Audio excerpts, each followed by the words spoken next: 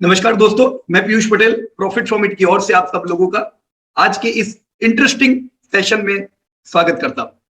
दोस्तों, इससे पहले के एपिसोड्स में आप लोगों ने इकोनॉमी के बारे में जाना था, अलग अलग कंट्रीज की जीडीपी।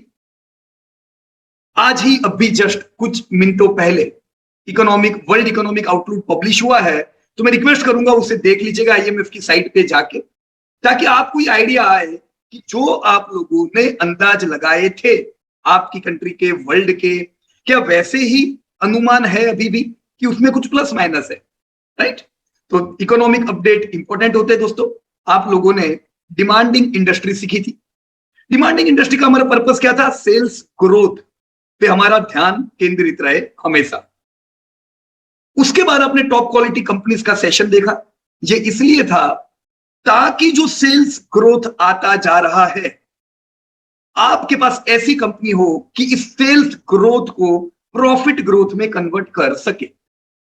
दोस्तों, अगर आपकी कंपनी के सेल्स बढ़ते जाते हैं, प्रॉफिट बढ़ता जाता है, वेल्थ कोई दूर नहीं है दोस्तों। बहुत ही सरल है स्टॉक मार्केट। हम ही लोगों ने इतनी सारी मेथड से उसको दोस्तों बहुत ही आटे कुटी में डाला हुआ है और मुश्किल बनाया हुआ है। हम लोग आज ये जो बिहेवियर एनालिसिस का आज हमारा पहला सेशन है, ये सेशन में हम लोग जानने का प्रयास करेंगे पास्ट हिस्ट्री आपकी सब अलग अलग कंपनियों की। हिस्ट्री दोस्तों इसलिए इंपॉर्टेंट होती है क्योंकि पास्ट हिस्ट्री में भी कठिन समय आया होता है। अभी कैसा चल रहा है ना? पिछले साल से प्रॉब्लम वाला समय थोड़ा चल रहा है दुनिया भर में। लो जीडीपी, हाई इन्फ्लेशन का एक प्रॉब्लम। तो ये प्रॉब्लम आया, ऐसे ही अलग अलग प्रॉब्लम आएंगे। जब हम अपनी कंपनियों का पास्ट देखते हैं तो हमें समझ में आता है कि इससे पहले जब प्रॉब्लम आए तब क्या आपकी कंपनी निकल सकी थी प्रॉब्लम में से, कि वो प्रॉब्लम ने आपकी कंपनी को मार दिया। दोस्तों, जब भी प्रॉब्लम आते हैं, कुछ कंपनियां उन प्रॉब्लम से निकलने में 10-10 साल लगाती। लेट मी रिपीट, प्रॉब्लम आने के बाद कई कंपनियां 10-10 साल तक वही प्रॉब्लम से बाहर नहीं निकल पाती है। दोस्तों, 2007 का जो फॉल था पुराना हो चुका है, अभी 15 साल हो गए। अभी भी कुछ कंपनियां हैं जो वहां पे जो मार पड़ी थी वो सहन नहीं कर पाई। राइट? तो हमारे पास कैसी कंपनी चाहिए? ऐसी कंपनी जो अलग अलग प्रॉब्लम आते जाए, प्रॉब्लम जब वेनिश हो जाते हैं उसके बाद आपकी कंपनी का परफॉर्मेंस आना ही चाहिए दोस्तों अच्छा। राइट? इसीलिए तो हम ये सब एक्सरसाइज कर रहे हैं।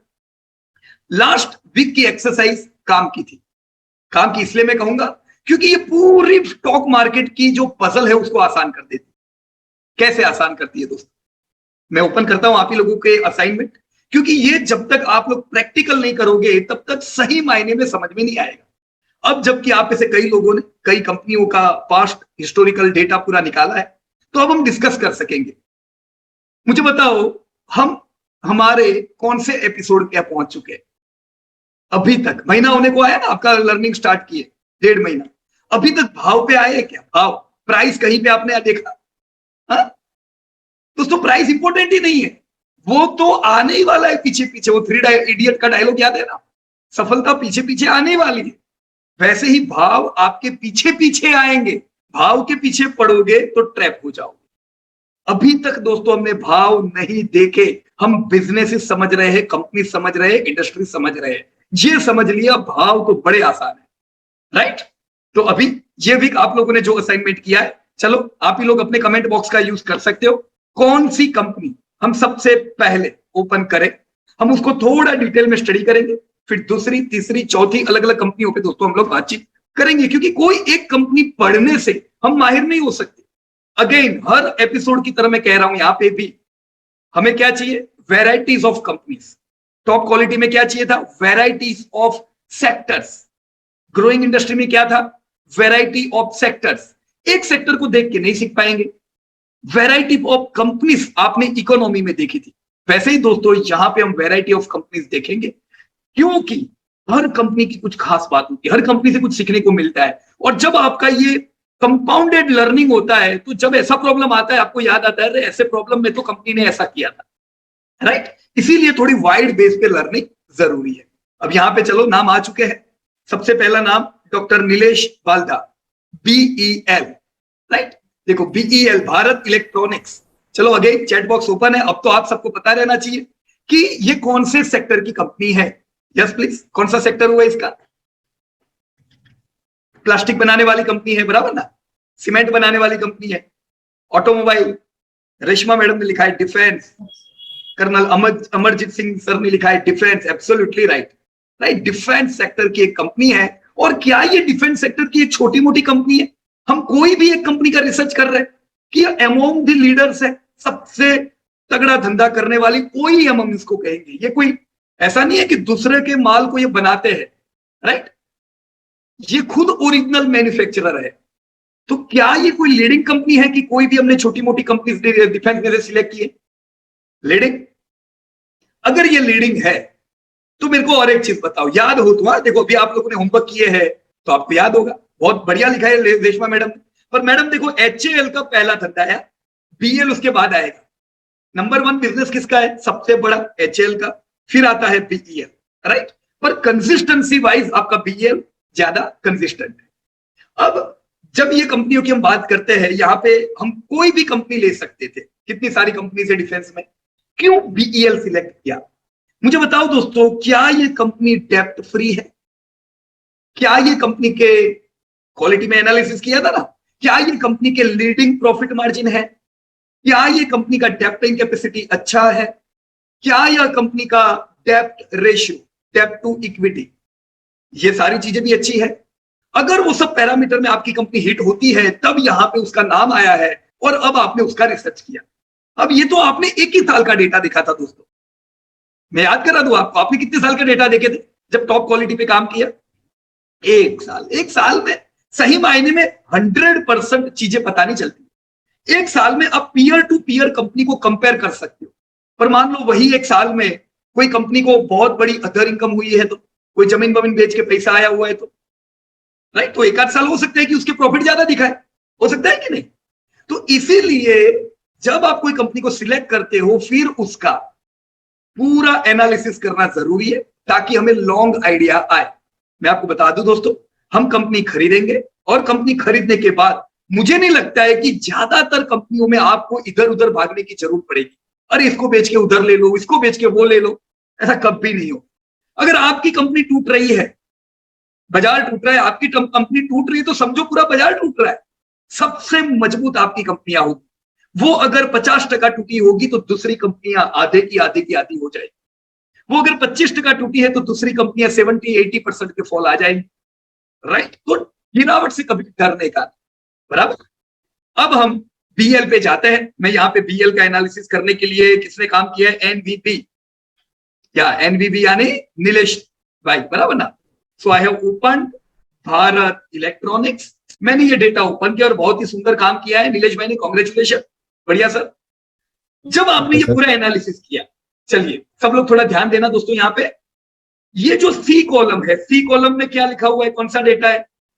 ये करोड़ है, टर्नओवर है, कि कोई रेशियो है, ये क्या है? What is there in C column? या again chat box is open. Vineet भाई एब्सोल्युटली राइट, ईयर है, राइट? तो जब भी ईयर के डेटा हो तो क्या करने का? उसको लेफ्ट अलाइन कर लेने, राइट? देखो मैं यहाँ पे लेफ्ट अलाइन कर देता हूं। अब डिफरेंशिएट हो गया ना कि ये फिगर नहीं है 2022 ना 21 ना 20, ये सारी जो चीजें है, this all are not figures, this is date और ईयर यू कैन से। तो इसीलिए उसको हमने लेफ्ट अलाइन किया हुआ है। बाकी सब डेटा है तो उनको हमने राइट अलाइन किया हुआ है। इतना करेंगे, थोड़ी क्लियरिटी रहेगी जब कभी अचानक कोई जगह डेटा देखोगे, बराबर है?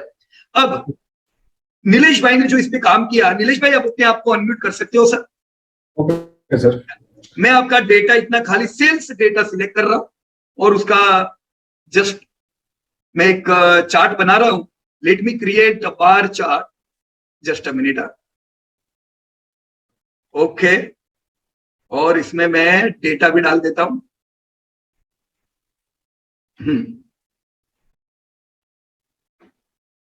सीरीज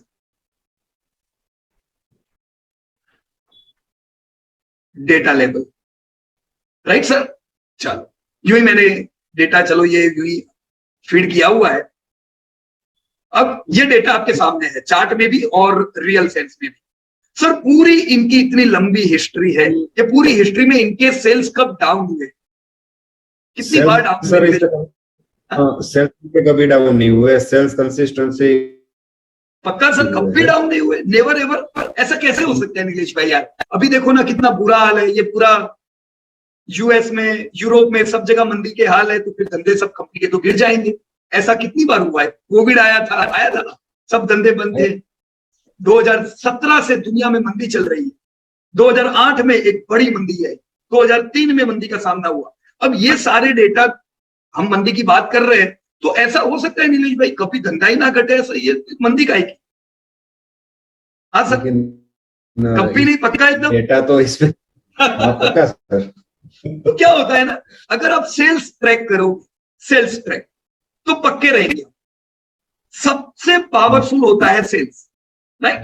अगर सेल्स आपका कंसिस्टेंटली बढ़ता जा रहा है, तो पीछे पीछे प्रॉफिट को आना ही है सर, राइट? अगर आपकी कंपनी क्वालिटी है, क्या नीलेश भाई? प्रॉफिट में प्लस माइनस हुआ है 4-5 बार, बराबर है, 5 बार प्लस माइनस हुआ है, बराबर है। आपका जब जब सेल्स बढ़ता जा रहा है, तो प्रॉफिट कभी कभी गिरे हैं। ये प्रॉफिट क्यों गिरे होंगे नीलेश भाई? कोई कारण?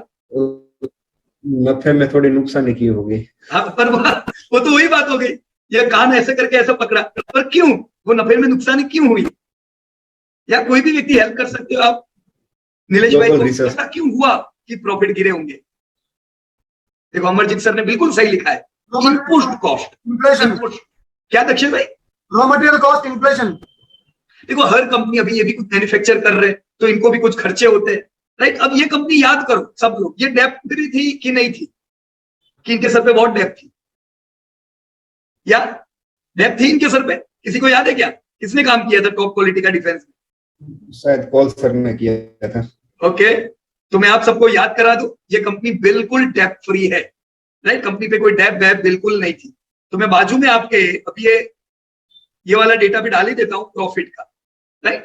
देखो सेल्स और प्रॉफिट हमने दोनों चीजों को साथ में रखा हुआ है। तो सेल्स आपका कंसिस्टेंटली बढ़ता गया, राइट? अब अगर आपकी कंपनी डेप्थ फ्री है, तो जब जब ब्याज दर बढ़ेंगे, राइट, तब आपकी कंपनी को प्रॉब्लम आएगा, क्योंकि ब्याज बढ़ेंगे तो इंस्टॉलमेंट बढ़ जाएंगे कंपनियों के, तो वो भी प्रॉफिट को डिक्रीज करता है। याद रखना नीलेश भाई, राइट? प्रॉफिट क्यों डिक्रीज होते हैं? अगर कंपनी डेप्थ बर्डन है, ब्याज बढ़ गए, रेट ऑफ इंटरेस्ट बढ़े, तो कंपनी का पेमेंट लायबिलिटी बढ़ती है, प्रॉफिटेबिलिटी डिक्रीज हो जाती है। जब इंटरेस्ट रेट बढ़ते हैं, दूसरा एक भयंकर काम होता है, इंटरेस्ट रेट मान लो अपनी कंट्री के नहीं बढ़े, पर अपनी कंपनी ने बहुत सी फॉरेन करेंसी की लोन ली हुई है, एफसीसीबी, फॉरेन करेंसी लोन जानते हो ना आप लोग, राइट? इंडिया में रेट ऑफ इंटरेस्ट हाई है, तो मतलब अपने को इंडिया से अगर पैसा चाहिए इंडियन बैंक से, तो महंगा मिलता है, क्योंकि इंडिया में एफडी के रेट भी ज्यादा है। एफडी के रेट ज्यादा, तो इसी पे से बैंक लेके आपको लोन देती, राइट? एफडी, सेविंग अकाउंट, तो ये ज्यादा, तो लोन भी महंगी।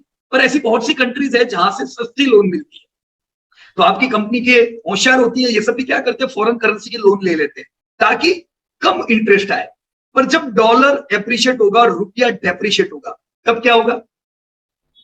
Yes please. अगर मैंने लोन ली हुई है यूएस में से और रुपया डेप्रिशिएट होता चला गया, तो मुझे वो यूएस की कंपनी को पैसा कैसे देना है? डॉलर में देना है तो बहुत ज्यादा देना पड़ेगा, तो आ जाएंगे, है ना? हालत टाइट हो जाएगी, बराबर की नहीं? तो ये बुरी बात है। तो अलग अलग प्रकार से कंपनियां फंसती है, राइट? इनके अलावा जैसे अभी हमने इंटरेस्ट की बात की, डेप्ट की, चलो आपकी कंपनी में प्रॉब्लम नहीं है, डेप्ट बर्डन नहीं है, तो आपकी कंपनी ये सब चीजों से निकल सकती है। लेकिन आपकी कंपनी फिर भी कुछ मैन्युफैक्चर करने के लिए इनपुट ले रही होगी, रॉ मटेरियल या कुछ ना कुछ तो यूज करती होगी ना फॉर मैन्युफैक्चरिंग, राइट? तो ऐसा भी कभी कभी होता है कि जो आपका मेन रॉ मटेरियल है वो महंगा मिलता है, तो क्या होता है?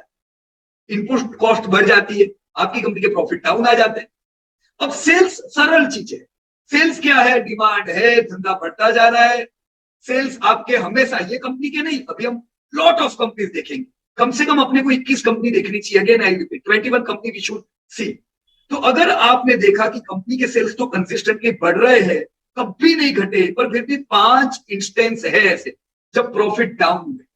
सो लेट मी टेल यू, अगर BEL as per top quality parameter ये सबसे बढ़िया कंपनी थी, इनके मार्जिन 20% 18% के होते हैं, राइट? ये आपके सामने ही है, डबल डिजिट में इनके मार्जिन रहते हैं। तो अब मुझे बताओ दोस्तों, अगर आपने ये समय पे कोई लो क्वालिटी कंपनी सिलेक्ट की होती, खुद से कह रहा हूं मैं, लो क्वालिटी जिसपे डेप बर्डन है, ऑलरेडी इतना इनपुट कॉस्ट है, बेचारों के हाथ में 3-4% मार्जिन आता है। अब जब इनपुट कॉस्ट बढ़ जाएंगे, ब्याज दर बढ़ेंगे, रुपया डेप्रिशिएट होगा, जब प्रॉब्लम आता है ना, हर जगह से आता है, ऐसा होगा, तब आपकी बीईएल के प्रॉफिट डाउन हो गए, हुए कि नहीं? राइट, देखो मैंने यहाँ पे सेल्स का डेटा डाला, प्रॉफिट का डेटा डाला, मैं और एक डेटा यहाँ पे डालता हूं मार्जिन के, और फिर एक एक ऐसी चीज हम आज सीखेंगे जो आने वाले 10-15 साल काम लगेगी।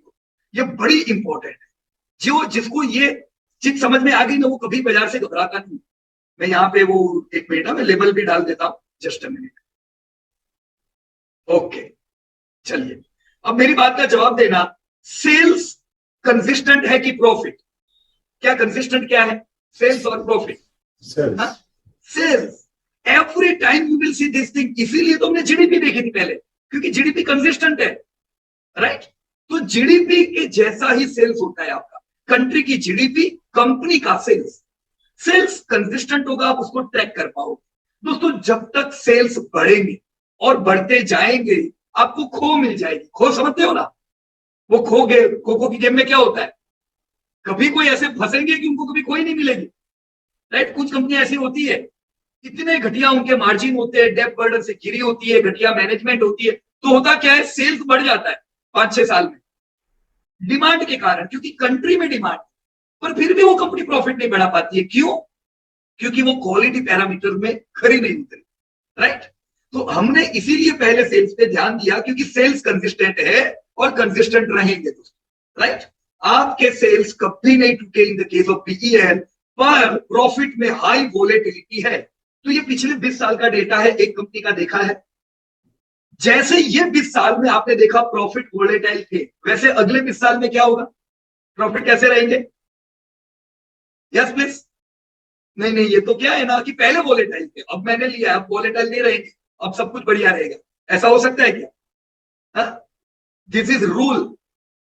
सेल्स वोलेटाइल नहीं होते, profit highly volatile, profits are highly volatile. तो इस चीज को हमें हमारे दिमाग में रखना है कि कभी प्रॉफिट टूटेंगे, कोई चिंता की बात नहीं है दोस्तों। जब आपकी कंपनी के प्रॉफिट टूटे, तब वो पूरे गांव की कंपनियां लॉस करने लगी। आपने जब टॉप क्वालिटी पे काम किया ना, आपको हर एक सेक्टर में से मुश्किल से एक एक दो अच्छी कंपनी मिलेगी, एक दो अच्छी कंपनी। वो कंपनियां निकल जाती है ऐसे बुरे समय में, पर दूसरी सब कंपनियां लॉसेस करती है। तो ये आपने बीएल का डेटा देखा, इसके साथ बाकी की कंपनियां हैं, अगर उनका डेटा देखोगे तो आप जानोगे कि कंपनियों ने आधी जिंदगी लॉस किया होता है, क्योंकि जब विपरीत समय आया तब ये कंपनियां प्रॉफिट नहीं कर सकी। Alright, so what we learn today about BL? BL is a consistent sales making company, BEL is a consistent profit making company. दोस्तों हमें प्रॉफिट को भी कंसिस्टेंट कहना चाहिए। क्यों कहना चाहिए? क्योंकि जब ये इसने कम से कम आपको प्रॉफिटेबिलिटी कंसिस्टेंट दी है, जबकि बाकी सब कंपनियां यही टाइम पे लॉस कर रही होगी। तो अगर मैं निवेशक हूं, जैसे हमारे पास बीईएल ऑलमोस्ट 2008, 9, 10 से, राइट, ऑलमोस्ट 10 साल से ज्यादा हो गए। हमने जब खरीदा तब हमने इतना हिस्ट्री देखा था, मैंने सीखा था कि चलो ऐसे डेटा देखना चाहिए। दोस्तों मैं ये भी बता दूं कि ये मेथड है, ये वॉरेन बुफे साहब की मेथड है। द वॉरेन बुफे नाम की किताब है, द वॉरेन बुफे वे नाम की किताब है, और वो किताब में उन्होंने बहुत ही सरल भाषा में समझाया है कि वो कैसे प्रेडिक्ट करते थे कंपनियों को, और वो कैसे अच्छी कंपनी सिलेक्ट कर पाते थे, राइट? तो ये जो डेटा आपने बनाया वो वही डेटा है दोस्तों, इसमें कुछ हमने नया काम नहीं किया, राइट? अब ये डेटा जब हमने बनाया तो मेरे को अभी अनुभव नहीं था, थियरी थी, पर भरोसा नहीं था। भरोसा नहीं था, मैं सही बताऊंगा आपको, क्योंकि वॉरेन बुफे तो किताब में लिख दिया है, वो तो कमा गए, अपना क्या होगा क्या पता। और बहुत से लोग कहते हैं उनके जमाने में बाजार शार्प था, ये भी वॉलेटाइल। मैंने सही बोलूं दोस्तों, ऐसा कुछ भी नहीं। वॉलेटाइल तब भी बाजार था, अब भी है, बराबर है। जब हमने कंपनी खरीदी, ये 5,000 करोड़ का टर्नओवर करती थी दोस्तों, 700 करोड़ का प्रॉफिट करती थी। मैंने सोचा कि काश मैं खरीदूं और ये कंपनी 10,000 करोड़ के टर्नओवर तक पहुंचे तो कैसी मजा आ जाएगी। हाँ, मैं भी कह पाऊंगा वाह मेरे शेयर बढ़ गए, नहीं तो पहले तो कभी बढ़ते ही नहीं थे। जो लो वो गिरेगा, जो बेचो वो चलेगा, पहले तो कहानी ऐसी चलती थी। भरोसा नहीं था कि ये कंपनी ऐसी चलेगी। आज जब मैं आप लोगों को एक्सप्लेन कर रहा हूं दोस्तों, ये कंपनी का जो सेल्स है ये 5,000 करोड़ का, मैं आशा रखता था 10,000 करोड़। आज जो मैं आप लोगों को मिशन 2030 देता हूं, अभी तो हमने 35 कर दिया है। मैं मिशन 2020 लेके चलता था। मैं हमेशा मेरा डेटा में क्या रखता था, 2020 में कंपनी इतनी बढ़ेगी। 2010 was long term for me at that time. तो 10,000 करोड़ की आशा थी दोस्तों। आज आप देख रहे हो 15,000 करोड़ कंपनी पहुंच गई।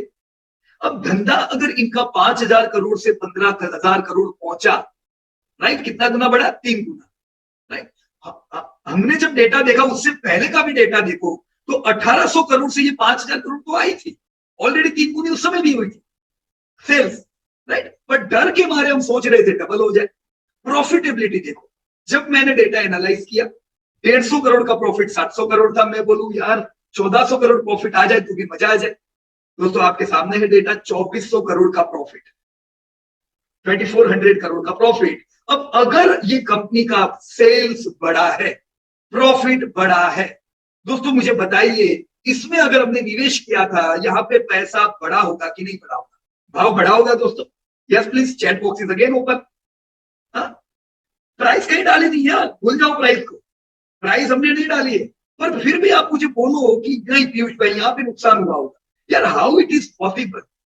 जब मैं एक स्टेक होल्डर हूं कंपनी में, जब कंपनी 700 करोड़ का प्रॉफिट करती थी, उस समय दोस्तों, उस समय कंपनी 25% अपने प्रॉफिट का डिविडेंड में डिस्ट्रीब्यूट करती। ध्यान से सुनना इस बात को दोस्तों, ध्यान से, एवरीबॉडी प्लीज फोकस। जब ये कंपनी का 700 करोड़ का प्रॉफिट था, 25% डिविडेंड में बांटा, तो कितना प्रॉफिट इन लोगों ने डिविडेंड में बांटा होगा उस समय 2010 में? 700 करोड़ का 25% कितना होता है? ऑलमोस्ट 150 करोड़ होता होगा ना। तो ये कंपनी ने 150 करोड़ तो उस समय डिविडेंड में बांटा, राइट। एक जमाने में, जस्ट थिंक अबाउट इट, 2001 में ये 150 करोड़ का प्रॉफिट करते थे। जितना प्रॉफिट करते थे उतना तो ये डिविडेंड बांटने लगे। अब आज की अगर हम बात करें 2022 की दोस्तों, 2022, आज ये कंपनी जितना धंधा करती थी, प्लीज फोकस हियर, 1,700 करोड़ का धंधा करती थी, उससे ज्यादा अब ये प्रॉफिट करने लगी। ऑलराइट, आप दोस्तों आज जो कंपनियां खरीदने वाले हो, आप ये सब कंपनियों में दोस्तों ऐसा ही कुछ होगा।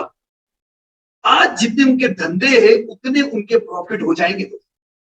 थोड़ा आपको पेशेंस रखना है, और ये सब बुराई जब चलती जाए तो वो बुराई के ट्रैप में नहीं आना, कंपनी पे फोकस करना है, बराबर है। दूसरी एक चीज दोस्तों, प्लीज कॉन्सेंट्रेट कीजिएगा, बहुत ही इंपॉर्टेंट चीज है जो मैं समझा रहा हूं, एकदम बेसिक, पर ये दिल में घुसी ना, हाईवे क्लियर। जब आपकी कंपनी 1,700 करोड़ का धंधा करती थी, 150 करोड़ का प्रॉफिट करती थी, वो जमाने में एक शेयर पे अर्निंग कितनी थी? What was the earning on one share? Yes please, ₹1.90, बराबर है, ₹1.90 अर्निंग पर शेयर। तो मेरे हिसाब से सबको क्लियर है अभी, राइट। अब अगर 2001 में कंपनी ने 150 करोड़ प्रॉफिट किया, उसका 25% यानी करीबन 30-35 करोड़ बांट दिया होगा प्रॉफिट में। अगर मेरे पास एक शेयर था, ओनली वन शेयर, मेरे एक शेयर पे अर्निंग कितनी थी? Yes please, chat box is open. What was my individual earning? देखो प्रॉफिट हम सबका है, करोड़ों शेयर होल्डर है, सॉरी लाखों शेयर होल्डर है, करोड़ों शेयर है, तो वो तो सबका है। पर ईपीएस मेरा है, वो मेरा अकेले का है। मेरे पास एक शेयर है, मेरा ये ₹1.90 की अर्निंग है। ऑलराइट, तो एक शेयर पे मेरी अर्निंग कितनी थी उस जमाने में? ₹1.90 हुई। Now just think about it, if company have declared 25% dividend, आपके बैंक में कितना जमा हुआ होगा ये टाइम पे? ₹1.90 का कितना होता है 25%? ऑलमोस्ट राउंड फिगर, अपने को वो एग्जैक्ट नहीं चाहिए, 50 पैसा जैसा हुआ होगा कि नहीं दोस्तों? तो सोचो 18 डिविडेंड में आई 50 पैसा, लोगों को वैल्यू भी नहीं रहता है, क्या यार एक शेयर पे अपने को 50 पैसा क्या करेंगे, राइट। अभी ये कंपनी आज 1,700 करोड़ के धंधे से 15,000 करोड़ के धंधे पे पहुंची, 150 करोड़ के प्रॉफिट से 2,400 करोड़ के प्रॉफिट पे पहुंची, तो आपका अर्निंग शेयर कितना हुआ? यस प्लीज, कितना होगा?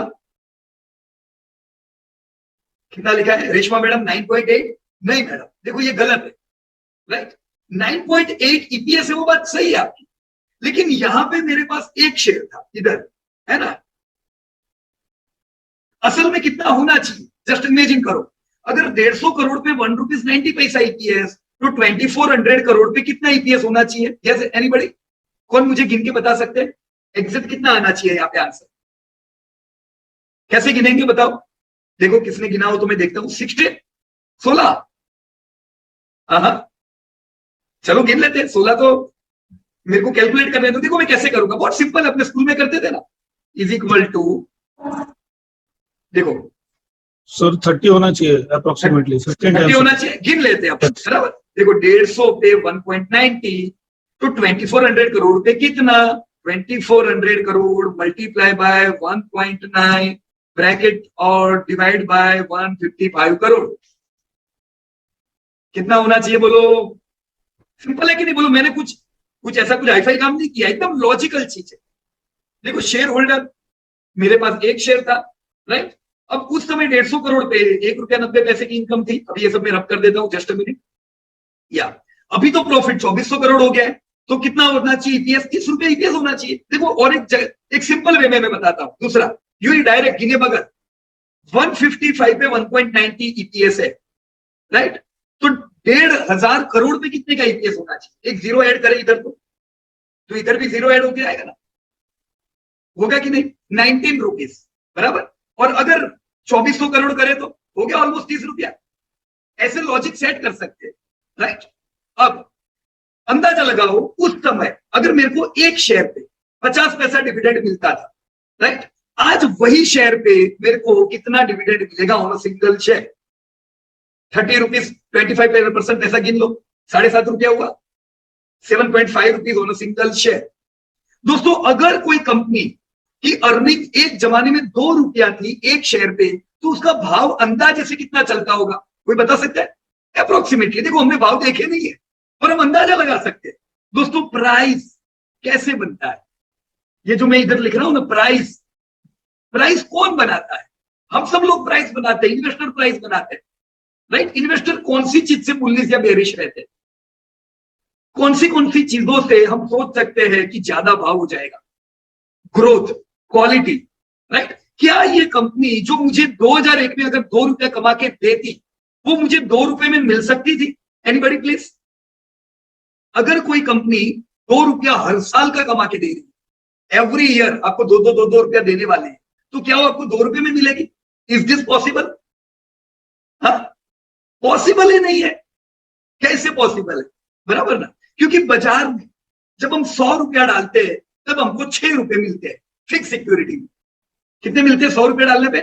6 रुपीज। हर साल 6 गारंटेड मिलते जाएंगे। 2001 के जमाने में मैं बता दूं दोस्तों, एफडी के रेट बहुत ज्यादा, राइट, ऑलमोस्ट हम कह सकते हैं 9-10%। तो वो टाइम पे तो हम ये भी कह सकते हैं 100 रुपए पे 10 रुपया तो एफडी देती थी। अब ये अगर 2 रुपया देता था तो करीबन इसका भाव कितना होना चाहिए? 2 में तो मिलेगा नहीं, राइट। करीबन हम कह सकते हैं दोस्तों 85 रुपए के आसपास भाव होना चाहिए। 20-25 गुना क्यों मैं बताता हूं? 2 रुपया दे रहा है, राइट। अब ये कंसिस्टेंसी देगा।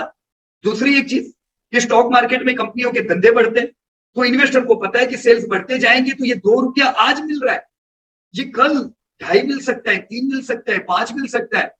जितनी कंपनी में कंसिस्टेंसी दिखेगी, मतलब क्वालिटी कंपनी होगी, उतना भाव ज्यादा होगा। 2 चीजें भाव को बढ़ाती है दोस्तों। First is growth. Everybody, please focus here, please. What is the first thing which decide what price your company share should be there? Yes, please. What is that first thing? Growth. पहली चीज है दोस्तों growth. अगर आपकी company 20% के growth से बढ़ना चाहती है, if your company is growing by 20%, आपका जो शेयर है वो अर्निंग से 20 गुना मिनिमम भाव पे मिलेगा। कितने भाव पे दोस्तों? 20 गुना भाव पे। जस्ट सोचो शांति से। गवर्नमेंट की जो कंपनियां होती है जनरली ज्यादातर वो सस्ते दाम पे मिलती है अर्निंग के मुकाबले, वो 20, 30, 40 गुने भाव पे नहीं मिलती है। क्यों? क्योंकि गवर्नमेंट की कंपनियों में ग्रोथ कम होता है, क्योंकि प्राइवेटाइजेशन भी बहुत है। तो ज्यादातर लोग सोचेंगे मैं प्राइवेट में लूं तो वहां पे ग्रोथ मिलेगा, राइट। अब डिफेंस प्राइवेटाइजेशन में उस समय नहीं था, बराबर कि नहीं। पर दूसरे जो भी सेक्टर में गवर्नमेंट के सामने प्राइवेट होगी तो प्राइवेट को ज्यादा पीई मिलेगा, गवर्नमेंट कंपनी को कम मिलेगा। यानी जिसका ग्रोथ ज्यादा वो महंगी मिलेगी। डिमांड 50-50% के ग्रोथ से बढ़ती है, वो कभी आपको 15-20 के पीई पे नहीं मिल सकती। क्योंकि वो ग्रोथ 50 का है, कम से कम 50 का तो उसका भी रहेगा। उतना गुना भाव लोग देते क्योंकि उनको पता है इस साल मेरी अर्निंग 10 रुपया है। दोस्तों 50% से ग्रोथ करेगी तो 2 साल में मेरी अर्निंग कितनी हो जाएगी?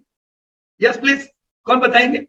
मान लो BEL की मैं बात कर रहा हूं, आज मुझे 2 रुपया मिल रहा है, ये 50% से अगर हर साल बढ़े तो सिर्फ 2 साल बाद मेरी अर्निंग कितनी हो जाएगी? 2 की डबल, 2 का 4, 4 की 8। तो जब 50% का ग्रोथ होता है तो उसको ज्यादा लोग खरीदने आते हैं, वो महंगा मिलता है। तो what is the first parameter which decide the price? Growth, growth, growth. अब आपने दोस्तों जब ग्रोइंग इंडस्ट्री ढूंढा था तब भी से आपका ध्यान हमने ग्रोथ पे डाल दिया है, ग्रोथ को कभी नहीं भूलने का, राइट? जब आप क्वालिटी पैरामीटर देख रहे थे तब आपने एक चीज देखी, सबसे पहले आप देख रहे थे मार्केट शेयर, कि भी ये कंपनी का मार्केट शेयर बहुत ज्यादा है तो चलो इसको फोकस किया जाए। क्यों? क्योंकि बुरे समय जब आते हैं, पूरे समय, जैसे अभी IT का एक बुरा समय चल रहा है, तो बुरे समय में जो स्ट्रॉन्ग कंपनियां होती है, स्ट्रॉन्ग कंपनियां वो टिक सकती है, राइट? वो अच्छे बार्गेन पे प्रोडक्ट दे सकती है, उनकी एक ब्रांड है। और जो छोटी कंपनियां होगी उनको बहुत तकलीफ होगी, उनको हाई बार्गेन में जाना पड़ता टिकने के लिए, राइट?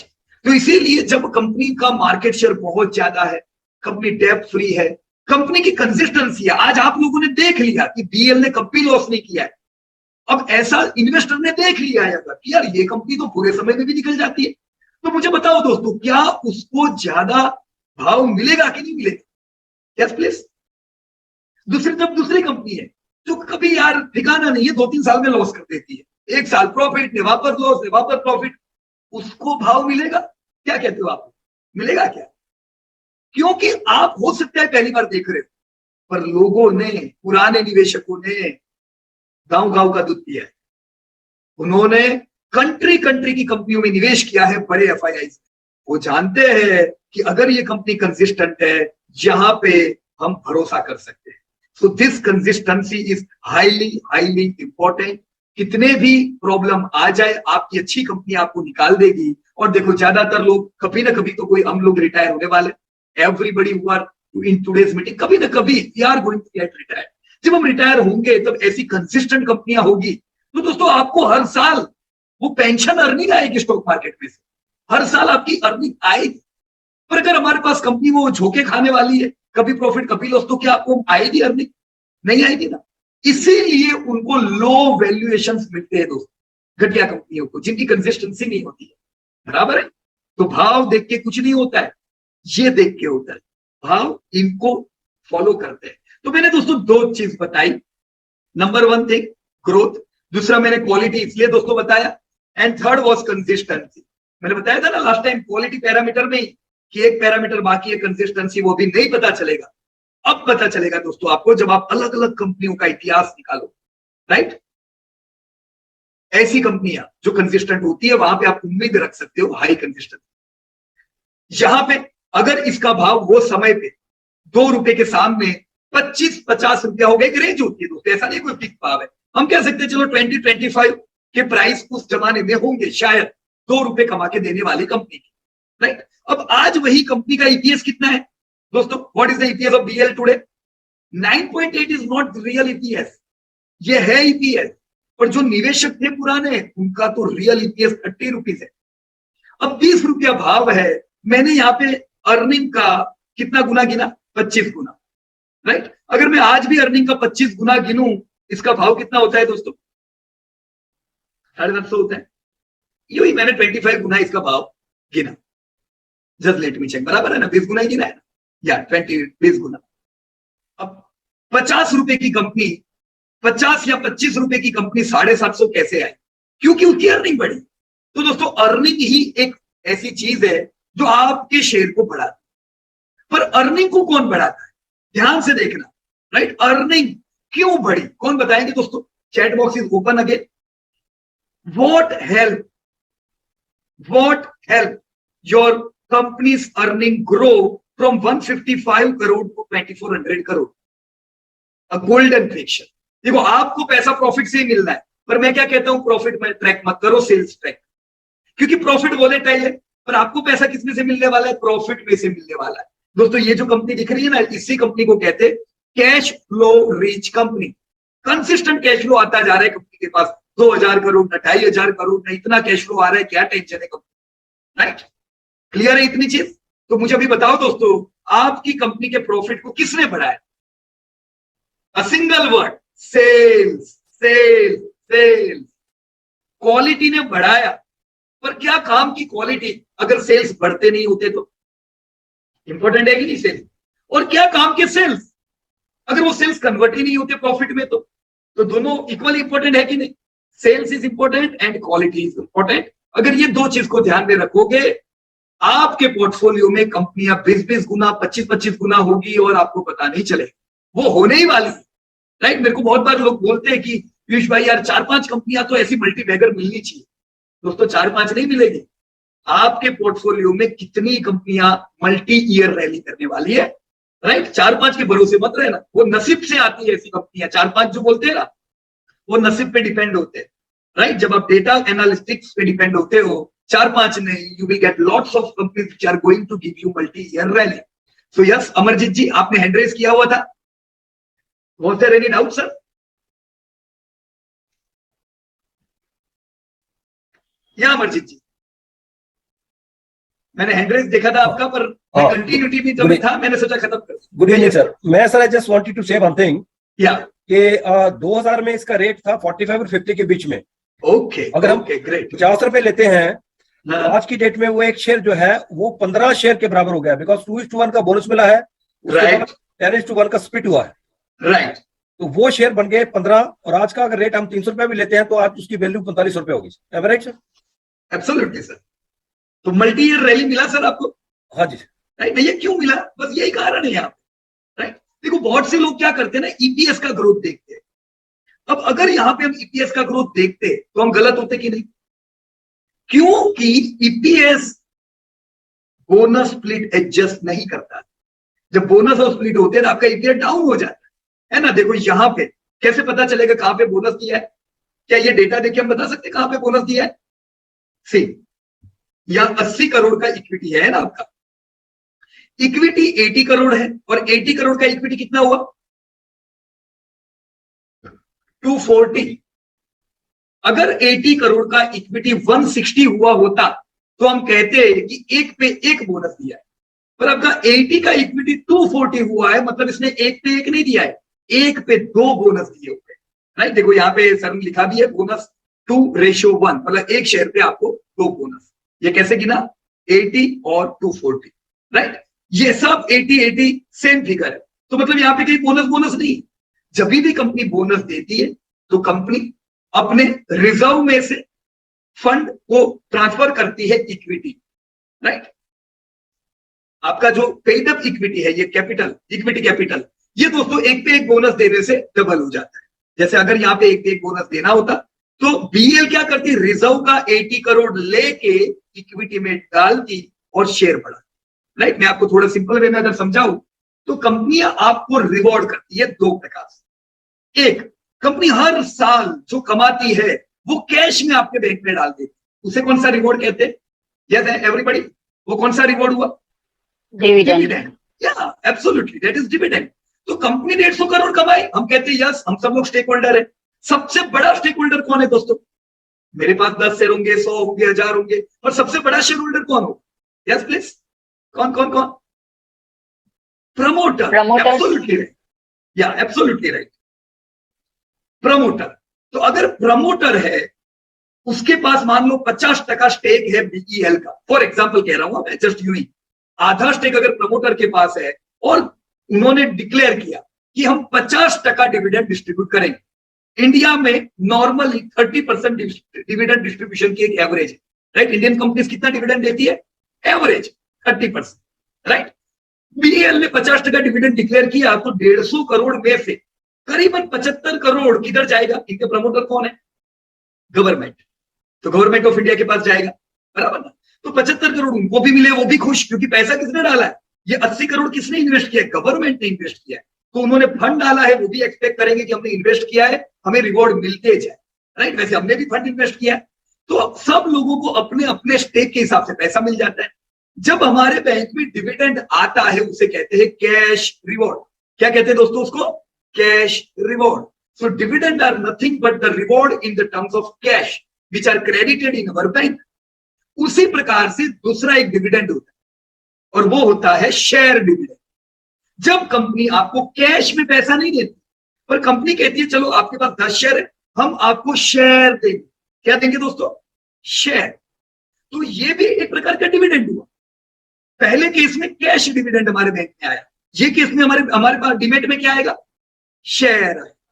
तो bonus is nothing but again it is one type of dividend, but in this case what we get is not a cash but we get shares credited in our demat account, right? So यहाँ पे क्या करती है company? जैसे इस case में 80 crore company की equity है, हर साल कंपनी डिविडेंड देती गई, इन्वेस्टर खुश थे, राइट? अब 2016 में इन्होंने कहा चलो हम एक काम करेंगे, हम तो डेट फ्री है, राइट? हम डेट फ्री है, हमारे पास तगड़ा रिजर्व पड़ा हुआ है, एक काम करते हैं, डिविडेंड तो देते ही है, साथ में बोनस देते. अब इन्होंने कितना पैसा रिजर्व से लिया होगा आपको डिविडेंड बोनस देने के लिए? यस प्लीज बता सकते हो ये फिगर देख के कितना रुपया लिया होगा? 160 करोड़. या मैडम, अब देखो जनरली ये तो मैंने कहा कि रिजर्व में से लिया, पर जनरली कंपनी अपने प्रॉफिट में से लेती है, वही कंपनी बोनस देती है जो हर साल प्रॉफिट करती है, राइट? ये कंपनी आपकी 1400 करोड़ का प्रॉफिट करती थी, राइट? मान लो 1400 करोड़ में से 500 करोड़ डिविडेंड में बांटने वाले हैं, तो 1400 में से 500 निकल के 900 करोड़ बचे. ये 900 करोड़ डायरेक्टली किधर जाएंगे? रिजर्व में जाएंगे, राइट? पर ये केस में इन्होंने क्या किया? 160 करोड़ इन्होंने पेड अप कैपिटल में ऐड कर दिया, राइट? और जब पेड अप कैपिटल में ऐड हुआ तो सबको शेयर मिला. जब आपके डिमेट में शेयर जमा हुए तो वो पैसा किधर से आया? यस प्लीज, वो पैसा किधर से आया? रिजर्व में से कम हुआ ना. अगर प्रॉफिट में से दिया, अगर आपको शेयर नहीं देते तो रिजर्व में ही जाने वाला था. तो वैल्यूएशन तो कम होता है, तो जैसा वैल्यूएशन कम होता है उसके हिसाब से भाव भी सेट हो जाता है, राइट? ये हम नेक्स्ट एपिसोड में थोड़ा इसको लर्न करेंगे. पर जब भी दोस्तों आपको ऐसे इक्विटी बढ़ती हुई दिखे ड्रास्टिकली, डबल या ऐसा कुछ भी, तो आप अंदाजा लगा सकते हो कि ओके इधर शायद बोनस मिला हो. ऑलराइट, तो एक तरीका है देखने का कि बोनस या स्प्लिट आया है, वो आप कैसे देख सकते हो? बोनस इक्विटी बढ़ने पे बोनस आप क्लियर कर सकते हो. दूसरा स्प्लिट होता है, स्प्लिट, राइट? स्प्लिट कैसे होता है? एडजस्ट होता है. आपने लिखा हुआ है, नीलेश भाई आप अनम्यूट करो ना अपने आप को. हाँ जी सर. या नीलेश भाई, आपने यहाँ पे लिखा हुआ है कि ये कंपनी ने 2017 में स्प्लिट किया था 10 का 1, राइट? मतलब जिनके पास एक शेयर होंगे उनको कितने शेयर मिले होंगे? दूसरे 10 शेयर. 10 शेयर, तो मतलब तगड़ा इन्होंने शेयर भी उस समय दिए, राइट? फेस वैल्यू उन्होंने स्प्लिट कर दिया. तो ऐसे केस में क्या होता है? कंपनी का जो ईपीएस है वो भी 10 गुना कम हो जाता है, बराबर? अब यहां पे क्या हुआ है? देखो 2017 में आपका ये जो डेटा मैं देख रहा हूं, तो 2017 में ईपीएस 6 रुपीज है, राइट? 223 करोड़ पे 6 रुपीज, 240 करोड़ पे 6 रुपीज. तो ये तो दोनों प्रॉफिट भी सेम और ईपीएस भी सेम, तो स्प्लिट एडजस्ट नहीं हुआ है. क्यों ऐसा? साथ में बोनस भी होगा इसलिए सर. नहीं, पर एडजस्ट तो होना चाहिए. मतलब कम से कम यहाँ पे आपका ईपीएस 60 रुपया होना चाहिए सर, 60 रुपीज, राइट? ये जो हमने यहाँ पे 1 रुपया 90 पैसा ईपीएस गिना ना, ये भी फिर गलत हो गया. अगर ये गलत है तो वो भी गलत हो गया. तो ऐसा क्यों हुआ होगा बताओ? नंबर ऑफ शेयर बढ़ गए. नंबर ऑफ शेयर तो बढ़े होंगे पर ईपीएस गलत है सर. ईपीएस लिखने में कुछ प्रॉब्लम हुआ है. एक मेरे ख्याल से क्या किया है आपने, जो हिस्ट्री होती है बीईएल की, वो फर्स्ट पेज है, वो लोग अपने पेज पे देते हैं long history, sales, profit, EPS सब दिया होता है, उसमें से ये डेटा लिए हुए एनुअल रिपोर्ट में. नहीं, ये तो मैंने कैलकुलेट किया है सीधा. ईपीएस कैलकुलेट किया है आपने? हाँ. वो डेटा में से नहीं लिखा है? नहीं, वो ये इक्विटी दी हुई थी उनसे ही सीधा कैलकुलेट कर दिया. ऐसा नहीं करने का, ऐसा नहीं करने का, राइट? वो देखो मैं बताता हूँ आपको. देखो 2016, राइट? मेरे को 2015 का जैसे ईपीएस देखना है. मैं गया बीईएल में,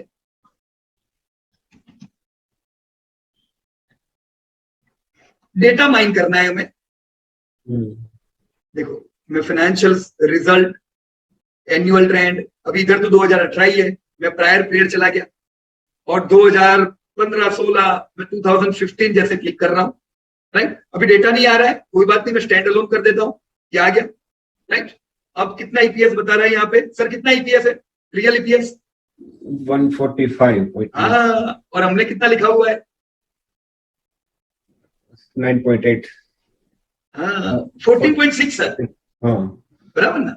तो 14.6 मतलब देखो, एक पे 10 स्प्लिट हो गया कि नहीं हो गया, हाँ सर, एग्जैक्ट ऐसा होना चाहिए सर। इक्विटी 800 लिखा था कहाँ पे, वही डेटा में। नहीं सर देखो, ये जो डेटा है ना, ये मिलियन में है, दिख रहा है आपको सर यहाँ पे, हाँ जी सर, ये मिलियन का डेटा है। तो ये जो है वो 6,500 करोड़ है, 6,800 करोड़ है। फिर जो आपको जो यहाँ पे, जस्ट मिनट, प्रॉफिट किधर गया, नीचे है, एक मिनट, ओके। ये जो प्रॉफिट दिख रहा है ये 1167 करोड़ है, और इक्विटी 80 करोड़ है, तो राइट सर। सर 14 के अराउंड हो जाएगा क्या सर, ईपीएस 145 है, इसलिए वो भी कट हो जाएगा 14.5 समथिंग। नहीं वो ऑटोमेटिक देंगे ये लोग, अभी इन्होंने 145 पर 91 दिया हुआ है, तो आपको क्या करना पड़ेगा, एक बार ईपीएस सब इंडिविजुअल साल के एक बार प्रॉपरली लिख लेने पड़ेगा, राइट। देखो यहाँ पे 14-15 का जैसे मैं यहाँ पे लिख ही देता हूँ ताकि गलती ना हो जाए, 145 का ईपीएस, राइट। अब नेक्स्ट ईयर, उसके बाद वाले साल जैसे आपने लिखा हुआ है कि चलो स्प्लिट हुआ है 14-15, 15-16। सर अगर इन्होंने फॉर्मूला रखी है तो फिर नंबर ऑफ शेयर्स भी वो बढ़ जाएंगे ना, अगर स्प्लिट हुए तो फिर वो करेक्ट आंसर आएगा ना। नहीं, पर वो उन्होंने ऐसा नहीं किया है, अगर ऐसा किया होता तो परफेक्ट ही होता, राइट। देखो यहाँ पे हमने 2016 में देख रहे हैं, तो ये इक्विटी 2400, 240 करोड़। इसका मतलब क्या कि बोनस कब दिया है इसने, यहाँ पे दिया है, दिस ईयर, ये आपने बिल्कुल सही लिखा है, यहाँ पे कंपनी ने बोनस दिया है, राइट। तो ये 240 करोड़ आपने सही लिया है। अब 240 करोड़ है, पर फेस वैल्यू यहाँ पे 10 रुपया है, मतलब यहाँ पे भी वो स्प्लिट हुआ है क्या, 10 का 1 हुआ है सर नीलेश भाई, यहाँ पे स्प्लिट नहीं हुआ है, खाली बोनस दिया था, राइट। चलो, तो यहाँ पे ईपीएस कितना आ रहा है देख लो, कितना है सर, 58.10, ये रहा, देख रहे हो आप, हाँ सर, ये 58.10। तो यहाँ पे मैं लिख देता हूँ 58.10, राइट। तो आप क्या करो सर, इसी प्रकार से पूरा डेटा ले, बराबर, ओके। क्योंकि इसके पहले वाले भी ईपीएस अलग होंगे। हमेशा क्या करने का, डेटा जब ले रहे हैं ना, उस समय ईपीएस का डेटा आप देख के ही लो, ईपीएस गिनो नहीं आप, क्योंकि आपको नहीं पता एग्जैक्ट उस समय क्या कॉर्पोरेट एक्शन हुआ होगा, बराबर है, राइट इश्यू आया हो, कुछ भी हो सकता है, राइट सर। ओके सर, या तो इतना सुधार लेना, क्योंकि आगे जब हम काम करेंगे तो उसमें ईपीएस का बहुत बड़ा रोल होने वाला है, वो गलत होंगे तो हमारा काम गलत हो जाएगा, बराबर ना। ओके सर, चलो नो प्रॉब्लम। यहाँ पे हमारी लर्निंग बिल्कुल क्लियर है कि कंपनी के सेल्स बढ़े, प्रॉफिट बढ़े, इसीलिए ईपीएस बढ़ा और मेरे अर्निंग बढ़ी। हमें खाली इन चीजों का ध्यान रखना है, इन चीजों का ध्यान आप रख पाओ। अगर दोस्तों आज कंपनी आप लेते हो जिनका सेल्स बढ़ेगा, प्रॉफिट बढ़ेंगे, पैसा कमाने ही वाले हो, ये बाजार देखो नहीं देखो कोई फर्क नहीं पड़ता है, बाजार को जिधर गिरना हो उधर गिरे। अगर बाजार कंटिन्यू वो जमाने में भी गिरा होता, पर आपकी कंपनी जो एक जमाने में आपको 2 रुपया कमा के दे रही थी, आज अगर वो 30 रुपये कमा के दे रही है, तो उसका भाव डाउन कैसे हो सकता है। इट इज पॉसिबल कि उस समय 50 रुपया भाव था, आज 50 रुपये वाली कंपनी 30 रुपए की अर्निंग दे सकती है कभी भी। कितना यील्ड हुआ, अगर मेरे को 50 रुपए की कंपनी में 30 रुपीज का यील्ड मिले तो, अर्निंग मिले तो 50% यील्ड हुआ। कभी यील्ड आपकी एफडी से ज्यादा नहीं होगी, राइट। तो भाव इसीलिए बढ़ते जैसे जैसे वैल्यूएशन बढ़ते।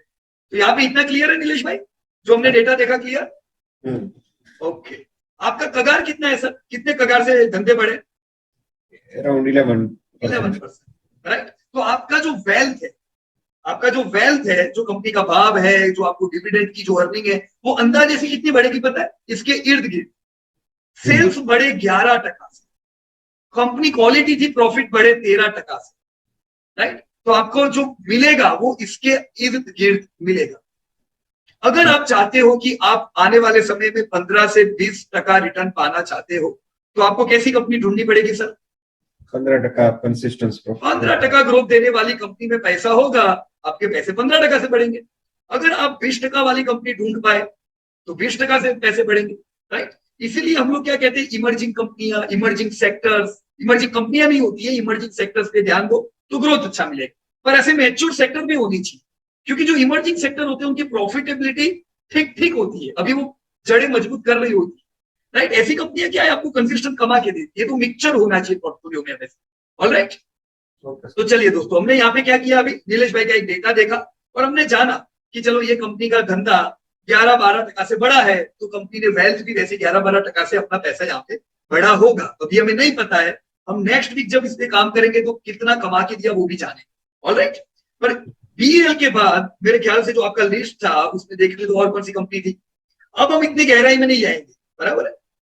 So what was your first company, किधर चला गया सब डेटा, डिफेंस। ओके, बीएल के बाद विनीत भाई ने टीसीएस लिखा, चलो कल ही इनका डेटा टीसीएस का रिजल्ट आया है। और देखो मैंने भी डेटा अपडेट किए, देखो जब भी ग्रुप में ऐसे सब डेटा आए तो उसको सेव करके एक फोल्डर में डाल देंगे, राइट, ताकि क्या है ये सब डेटा आपको काम लगेगा भविष्य में। अब let me go to TCS, where is TCS, okay, और विनीत भाई ने काम किया है, great. Let me open your TCS Vineet भाई, ग्रेट। विनीत भाई, या you can unmute yourself. Yes sir. Okay, तो आपका ये जो डेटा है 2005 से टीसीएस का आपके पास डेटा है, मेरे ख्याल से करीबन 17 साल हुए, राइट सर? Yes sir. ये 17 सालों में टीसीएस का सेल कितनी बार गिरा? सर सेल एक बार भी नहीं डाउन आया। कभी भी नहीं? नहीं। क्या सर कभी मंदी नहीं आई क्या दुनिया में? मंदी आई सर, लेकिन सेल कुछ ना कुछ तो बढ़ा ही है। मतलब कहीं से न कहीं से ये लोग निकल जाते हैं, धंधा तो करते हैं, बढ़िया है, राइट। तो ये रूल याद रखने का, आपकी जो कंपनियां हैं जो विपरीत परिस्थिति में भी धंधा करना जानती है, बुरे समय में आप देखोगे कि इनका मार्केट शेयर डाउन नहीं होगा, ये दूसरों का धंधा खा जाएंगे और उनका मार्केट शेयर बढ़ेगा। तो जितना बुरा समय आता है उतना मार्केट शेयर तगड़ी कंपनी का और इंक्रीज होता है इन डिफरेंट सेक्टर्स, राइट। अब यहाँ पे टीसीएस का हमारे सामने डेटा है 10,000 करोड़ का, थोड़ा सा कहीं से डिस्टर्बेंस आ रहा है, ओके। तो 10,000 करोड़ का टर्नओवर सर कहाँ पहुंचा है अभी विनीत भाई? 91,000 करोड़। मतलब हम कह सकते हैं अंदाजे से 2 लाख करोड़, हाँ, अप्रोक्सीमेटली 2 लाख करोड़ कह सकते हैं ना? Yes sir. या इस साल ये 2 लाख करोड़ पार हो जाएगी ये साल, तो मतलब एक बड़ा लैंडमार्क है। हम लोग जैसे आज से 6-7 साल पहले ये कहते थे कि इंडिया में भी कंपनियां होगी जो 2-2 लाख करोड़ का टर्नओवर करेंगी, राइट। और देखो ये टीसीएस, एचडीएफसी बैंक, ये सब ये लाइन पे आ गई है, 2 लाख करोड़ का टर्नओवर। और मैं आपको और एक बात बता दूं कि भाई 2010 में भी हमको कहते थे टीसीएस बहुत बड़ी हो चुकी, अब ये नहीं चलेगी वो कोई दूसरी छोटी देखो 2010 में 30,000 करोड़ का टर्नओवर और आज 2 लाख करोड़ का टर्नओवर। 2010 में भी ये लीडर थी, आज भी लीडर है, 2030 में भी जो देखेंगे ये लीडर होगी। तो कंपनियां चेंज नहीं होती है, सेक्टर चेंज होती है, ऑलराइट। तो here we saw sales of TCS consistent. Sir कितने कगार से बढ़े टीसीएस के सेल्स? 19.2%। 19% का ग्रोथ। तो 19% से अगर इनके सेल्स बढ़े हैं तो इसने ज्यादा कमा के दिया होगा कि बीएल ने ज्यादा कमा के दिया होगा? टीसीएस। ये 17 सालों में अगर टीसीएस का धंधा 19% से बढ़ा है, और टीसीएस की कैपेबिलिटी चाहिए, क्या कैपेबिलिटी चाहिए पता है? कि ये जो सेल्स ग्रोथ है उसको किसमें कन्वर्ट करे सर विनीत भाई? अपना धंधा किसमें कन्वर्ट होना चाहिए? प्रॉफिट में। एब्सोल्युटली राइट, प्रॉफिट में कन्वर्ट होना चाहिए। तो टीसीएस अपने सेल्स को प्रॉफिट में कन्वर्ट कर सकी कि पैसा सब चला गया, प्रॉफिट बना ही नहीं? प्रॉफिट बनाया सर। बना है, राइट। तो 19% से धंधे बढ़े, 19% से प्रॉफिट बढ़े, तो हमारी जो वेल्थ है वो भी दोस्तों 19% के आसपास बढ़ी, राइट।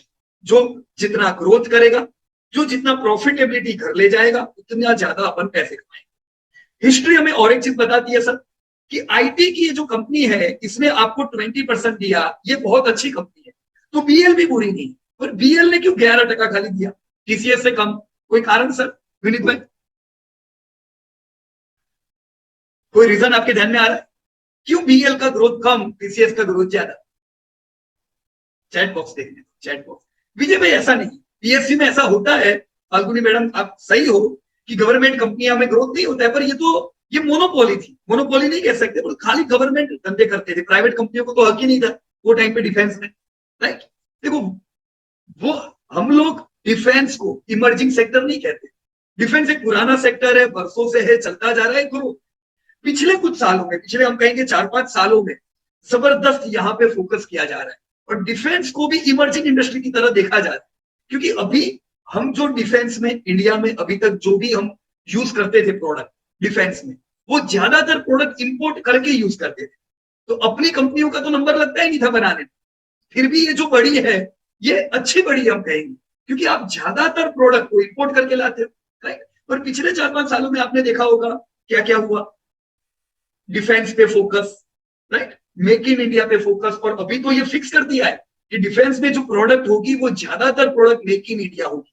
और इस बार हमारा जो एक्सपोर्ट है वो माइंड ब्लोइंग टका से बढ़ा है डिफेंस का, राइट। तो अभी तक डिफेंस इमर्जिंग नहीं था, वो नॉर्मल ग्रोथ में चलता रहता था, इसलिए ग्रोथ कम है। पिछले सालों में ग्रोथ अच्छा है, हम डीएल से उम्मीद करेंगे कि डिफेंस सेक्टर अच्छा ग्रोथ है, और हमें इस दशक में पिछले दशक में ज्यादा ग्रोथ है, बराबर है। पर टीसीएस जो है, टीसीएस की इंडस्ट्री कौन सी हुई sir? Which industry is TCS? Computers and software. तो ये आईटी जो है ये 2005 में कौन सी इंडस्ट्री थी? इमर्जिंग इंडस्ट्री थी, याद करो सब लोग, है ना। इन्फोसिस नहीं, विप्रो, टेक महिंद्रा में से डाइवर्ट होके वो धंधा किया, सब अलग अलग लोगों ने आईटी में आना शुरू किया, right. So IT was emerging, और इमर्जिंग इंडस्ट्री में ग्रोथ हमेशा तगड़ा होता है, राइट। इमर्जिंग में आप उम्मीद कर सकते हो 20% का ग्रोथ मिले, राइट। ग्रोइंग इंडस्ट्री किसे कहते हैं? जो इंडिया की जीडीपी से ज्यादा हो, मतलब इंडिया की जीडीपी अगर 10% से बढ़ रही है आपकी, वो सारी इंडस्ट्री जो 12% का ग्रोथ देती है, those are also growing and good industry. पर इमर्जिंग में पैसा तगड़ा बना, राइट, जो यहाँ पे बना। Why? Because this was an emerging industry. Still अभी भी हम देखें तो ये ग्रोइंग इंडस्ट्री, राइट। अभी इस साल अभी कल ही Q1 के नतीजे है, Q2 के कितना ग्रोथ है, ध्यान है किसी को? 18%। कितना? 18%। 18। तो सर 18% का ग्रोथ बुरा है कि अच्छा है? सर अच्छा है। बढ़िया ग्रोथ है, और वो भी ऐसे समय पे जब जहां से ये धंधा ला रहे हैं तो सबका पूरा डाउन है, राइट। तो ये बहुत ही अच्छी सिद्धि है कि बुरे समय में भी ये लोग अच्छा ग्रोथ मेंटेन कर पा रहे हैं, alright. So this is your growth. अब यहाँ पे भी देखो आपका जो इक्विटी है, मैं इसको सिंगल फिगर में कर देता हूँ, 49 और ये 98, तो ये डबल हो गया इक्विटी। यहाँ पे क्या हुआ होगा? 50 का इक्विटी अगर 98 हुआ है तो सर बोनस। हाँ, एकदम सिंपल है। जब आपका इक्विटी डबल होता है तो ज्यादा प्रोबेबिलिटी होती है बोनस की, तो यहाँ पे आपका बोनस मिला होगा, राइट। अब यहाँ पे 98 का 196, तो अगेन क्या होगा? यहाँ पे डबल हो गया सर, 100 का 200। यस। तो इधर भी क्या होगा? Bonus, right. प्रोबेबिलिटी कह रहा हूँ, बाद में हम चेक करेंगे कि सही में किधर किधर बोनस आया। पर दिस ऑल ये तो चेक किया था सर। क्या सर? ये चेक किया था, 2006 का चेक नहीं किया। ओके ओके, कोई बात नहीं, देखेंगे हम लोग। यहाँ पे ये देखो, यहाँ पे भी कुछ दिख रहा है आपको? 2018-19 है कुछ बोनस था। Bonus, right. आपको इक्विटी देख के पता चल जाना चाहिए कि कहीं पे बोनस बोनस या कुछ कर रहे हैं। दूसरा एक, चलो एक बोनस तो हम लोगों ने यहाँ पे लिख दिया। आपने एक चीज अगर नोट की हो तो ये 375 करोड़ का इक्विटी 370 करोड़ हो गया। अब ये कम कैसे हो गया? कम थोड़ी ना होता है इक्विटी। अभी मैंने कहीं पढ़ा नहीं, लेकिन मुझे लगता है बाईबैक हुए होंगे शेयर से शायद। 100% विनीत भाई, इक्विटी कम होता नहीं है कंपनियों का, राइट। तो यहाँ पे ये एक बायबैक का कॉर्पोरेट एक्शन था और कंपनी ने 5 करोड़ का इक्विटी कम किया। तो जब बायबैक होता है तो क्या कम होता है? समझ में आ गया आपको? क्या कम होगा? इक्विटी। इक्विटी कम होने का क्या मतलब है? किधर इफेक्ट आएगी? क्या बढ़ेगा? पर शेयर बढ़ जाएगा। यस, तो आपका ईपीएस कुछ करे बगैर ही बढ़ जाएगा, राइट। प्रॉफिट से भले बढ़े, पर जब भी बायबैक आता है तो ज्यादातर लोगों को लगता है चलो बायबैक में शेयर दे दो, पर बायबैक के बाद आपकी इंडिविजुअल अर्निंग बढ़ जाती है, राइट। तो ये बायबैक आया, एक फायदे की चीज है। फिर ये 2022 में भी क्या हुआ सर? यहाँ पे भी बायबैक था, अगेन बायबैक। तो देखो ये 2 बायबैक में इन्होंने कितनी इक्विटी कम कर दी? करीबन 10 करोड़, हाँ, है ना। तो इसकी इफेक्ट ईपीएस पे पड़ती है सर, पॉजिटिव इफेक्ट, राइट। तो यहाँ पे हमने क्या देखा? हमने डिविडेंड सीखा सर, डिविडेंड। यस। कि कैसे डिविडेंड मिलता है। एक जमाने में 11 रुपीज में से आपको डिविडेंड मिलते थे, आज आपको 104 में से डिविडेंड मिलता है। तो आपका डिविडेंड ऐसे ही बढ़ता रहता है। और मैं आपको विश्वास कराता हूं दोस्तों, आप लोग जो कंपनी में पैसा डालोगे उम्मीद ये रखने की कि मैं अगर लाख रुपया लगा रहा हूं, मुझे लाख रुपया हर साल का डिविडेंड मिलना चाहिए। I repeat, If I am investing 1 lakh rupees in a company, I will expect the time would be coming. I would be receiving 1 lakh dividend year on year, every year consistently in my bank account. हम लोग इधर भाव की माथा कुट में नहीं पड़ते, क्योंकि भाव आज बढ़े हुए होंगे, लोग पार्टी कर देते और फिर गिर जाते हैं। तो भाव तो बढ़े गिरे सब चलता जाएगा। रियल अर्निंग क्या है जो आपको मिलती है, राइट? तो don't under estimate your dividend. हमने डिविडेंड देखे, हमने बोनसेस देखे, हमने स्प्लिट देखा, और हमने अभी एक नया केस में क्या देखा, बायबैक। तो बायबैक करने वाली कंपनियां विनीत भाई अच्छी है कि बुरी है? अच्छी है सर। अच्छी है। देखो, डिविडेंड देने की भी कैपेसिटी होनी चाहिए कंपनी की। तुम कमाओ फिर डिविडेंड दो। जो लॉस करेगी वो डिविडेंड देगी आपको विनीत भाई? नो। बोनस कौन दे सकता है? जो सफिशिएंट प्रॉफिट करता है। तो खाली प्रॉफिट नहीं, सफिशिएंट।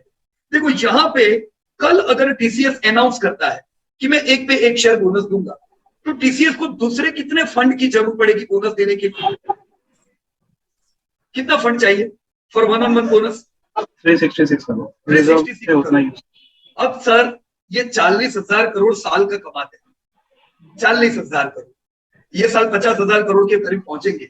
इनको तकलीफ पड़ेगी 1 पे 1 बोनस देने में सर? नहीं। ये सब कंपनी हर साल बोनस दे सकती है, राइट? तो बोनस देने के लिए भी कंपनी सफिशिएंट प्रॉफिटेबिलिटी वाली होनी चाहिए। स्प्लिट का कोई काम नहीं है। देखो, स्प्लिट करे नहीं करे कोई फर्क नहीं पड़ता है, इससे रियल में कोई काम बनता नहीं है। तो स्प्लिट खाली कॉर्पोरेट एक्शन है आपके शेयर बढ़ाने का, बाकी उससे कोई फायदा नहीं है, राइट? बायबैक करने वाली कंपनियां भी पॉजिटिव हुई, राइट? वैसे ही दोस्तों इसका एक और भाई है और वो है राइट इशू। जानते हो विनीत भाई? कंपनियों को सर शायद, आई माइट बी रॉन्ग, कंपनियों को जब पैसा मार्केट से और उठाना है तो दे इशू राइट्स और कैपिटल बढ़ा देते हैं। बराबर है। तो ताली होनी चाहिए विनीत भाई के लिए। Is absolutely right. देखो, राइट इशू का मतलब कंपनी को अभी जैसे 366 करोड़ का इक्विटी है और हम लोग खुश हैं, हमको 104 रुपए मिलेंगे इस बार, राइट?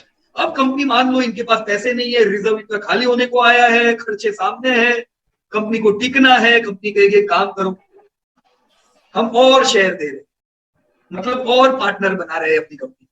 कंपनी राइट इशू में आपको ऑफर करेगी कि लो मेरे को पैसा दो, मैं आपको शेयर देता हूं। तो जब कंपनी आपको ये ऑफर करती है तो आपको शेयर मिलते हैं और कंपनी को पैसे मिलते हैं, ऑलराइट? वो पैसे कंपनी को काम लगेंगे, पर उससे एक नेगेटिव इंपैक्ट आता है। किधर आएगा? अगेन इक्विटी बढ़ जाती है तो अर्निंग पर शेयर कम हो जाता है। तो हमारा तो बैठे बैठे हमारा अर्निंग डिक्रीज हो गया। बैठे बैठे डिक्रीज हुआ कि नहीं विनीत भाई? एवरीबॉडी क्लियर है ना सर? लेकिन जनरली कंपनी जब राइट इशू करती होगी तो कुछ डिस्काउंट प्राइस पे करती है।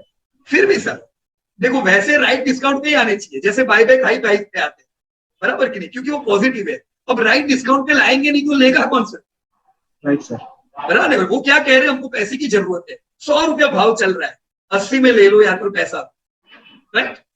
तो 80 में 100 रुपए वाली कंपनी के शेयर ये लोग बेच रहे हैं, तो मार्केट में जो है उनका तो भाव ऑटोमेटिकली डाउन हो गया। पर क्या हुआ, बैठे बैठाए पार्टनर बन गए। तो पहले हम अगर 103 रुपया कमाते थे, बैठे बैठे हमारा ईपीएस 100 रुपया हो जाएगा, अर्निंग घट गई। So rights is not positive. 90% cases में राइट अच्छा नहीं है, और कुछ कंपनियों को आदत होती है वो हर 2-3 साल में राइट लाते रहते, क्योंकि उनको बार बार पैसे की जरूरत पड़ती है। पर देखो, अगर सही में कंपनी का प्रोजेक्शन बढ़िया है, बार बार राइट नहीं लाते पर अचानक राइट लाए हैं और कुछ उनका बढ़िया प्लान है, आपको लगता है कि नो ये राइट का पैसा मिलेगा कंपनी को, इससे फायदा हो, तभी भरना चाहिए। तो majority of the time 10% of right are good, नहीं तो 90% राइट इशू बुरे होते हैं, राइट? सिर्फ 10% अच्छे होते हैं। क्लियर विनीत भाई ये भी चीज? Yes sir. है ना? तो सर टीसीएस ने पैसा कमा के दिया कि नहीं दिया? Yes sir. और लॉस कितनी बार किया 20 सालों में, 15 सालों में? प्रॉफिट में मार्जिन एक बार कम हुआ है, एक ही बार प्रॉफिट गिरा है ना, और लॉस कभी नहीं किया है। जबकि ज्यादातर कंपनी ऐसी होगी जिनके लॉसेस भी किए होंगे। तो कंपनी ऐसी सिलेक्ट करो जो प्रॉफिटेबिलिटी कंसिस्टेंट करे। Done sir? Clear? Yes sir. Okay. So Sunita madam, आपने हैंड रेज किया था, कहिए मैडम।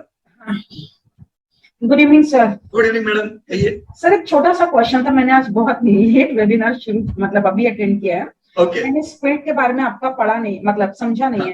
लेकिन Right. As per my knowledge अगर कोई भी शेयर जो है वो स्प्लिट होता है तो वो शेयर बढ़ जाते हैं ना, नहीं नहीं, ऐसा कुछ भी नहीं होता मैडम। शेयर नहीं बढ़ता। ओके, देखो, ना बोनस से शेयर बढ़ता है, ना बायबैक से बढ़ता है, कोई भी कॉर्पोरेट एक्शन से शेयर नहीं बढ़े।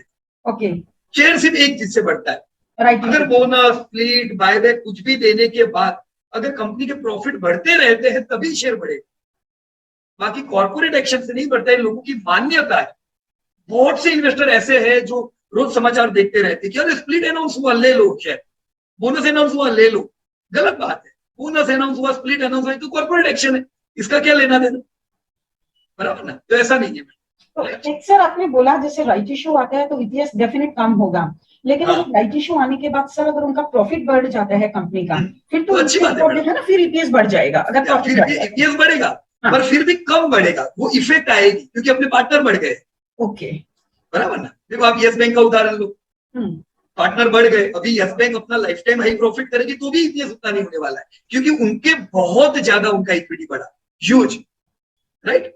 जनरली कंपनियों में राइट इशू आने से कितना बढ़ेगा पता है? ये जैसे 366 करोड़ है, ये 400 करोड़ हो जाए, 50 करोड़ का हो सकता है राइज हो जाए, बहुत ज्यादा नहीं होता है, इतना हो सकता है, बराबर ना? Right right. अभी जैसे भारती लाए थे, राइट, भारती एयरटेल, क्योंकि उनको ये सब लॉन्च करना था, अचानक जियो आया और जियो ने धमाका कर दिया, तो ये लोग सो रहे थे और उनको जगना पड़ा, फंड की जरूरत पड़ गई। भारतीय एक अच्छी कंपनी है, जब से पैदा हुई कंसिस्टेंट वो लोग डिविडेंड दे रहे, लेकिन उनसे एग्रेसिव कोई एक कंपनी है दूसरी, तो उसने इनकी नींद उड़ाई, उनको राइट इशू की जरूरत पड़ी, राइट? अभी रिलायंस ने एक राइट लाया था, तो कभी कभार जब राइट होते हैं तो अच्छे होते हैं। बाकी जैसे एनडीटीवी है, उनकी कितनी बार हमने राइट देखे, टीवी 18, तो वो राइट लाते रहते हैं, कंपनी लॉस करती रहती है, फंड खाली हो जाएगा, वापस राइट लाएंगे, वो सब बातें अच्छी नहीं, बराबर जी। सर अभी आपने एक एग्जांपल दिया कि हमें ऐसी कंपनी लेनी है कि 1 लाख लगाओ तो हर साल हमें 1 लाख डिविडेंड मिलना चाहिए। Yes madam, yes. इसका मतलब जब हम कोई भी शेयर लेते हैं तो हमारा फोकस ग्रोथ की तरफ कम और डिविडेंड की तरफ ज्यादा होना चाहिए कि हमें डिविडेंड भी मिले, अगर मैंने 1 लाख लगाया तो मिलना चाहिए। राइट। देखो मैडम, आपको 1 लाख लगाया और 1 लाख डिविडेंड कब मिलेगा? तभी मिलेगा अगर कंपनी ग्रोथ करे, राइट तो सर। ग्रोथ है मैडम, ग्रोथ अगर नहीं होगा ना तो कभी वो डिविडेंड नहीं आने वाला, बराबर ना? देखो मैं एक उदाहरण देता हूँ, जैसे यहाँ पे 1 लाख रुपए आज मैंने इन्वेस्ट किया, जस्ट फॉर एग्जाम्पल, राइट? मेरे को फिक्स सिक्योरिटी में कितना मिलने वाला है? एफडी का ब्याज कितना होता है? हार्डली 6% सर, 5 to 6% जी। तो आज इंडिया में अगर गारंटेड 6% मिल रहा है, गारंटेड 6% इधर मिलना ही है, तो कभी भी स्टॉक मार्केट की जो यील्ड होती है ना, वो 6% से ज्यादा नहीं होती। इस साल की कितनी होगी पता है? 2 से 4% होगा। 4 मतलब बहुत अच्छा होगा, राइट जी। अब ये इतना हमें मिलेगा 2-4%। अब मैं तो कह रहा हूं कि लाख डाला तो लाख मिलना चाहिए, और यहाँ पे तो कितना मिल रहा है? 4000 मिल रहा है, राइट। तो ये 4000 लाख को बनेगा कौन से केस में? ये तभी बनेगा अगर हमारी कंपनी का सेल्स और प्रॉफिट बढ़े, बराबर?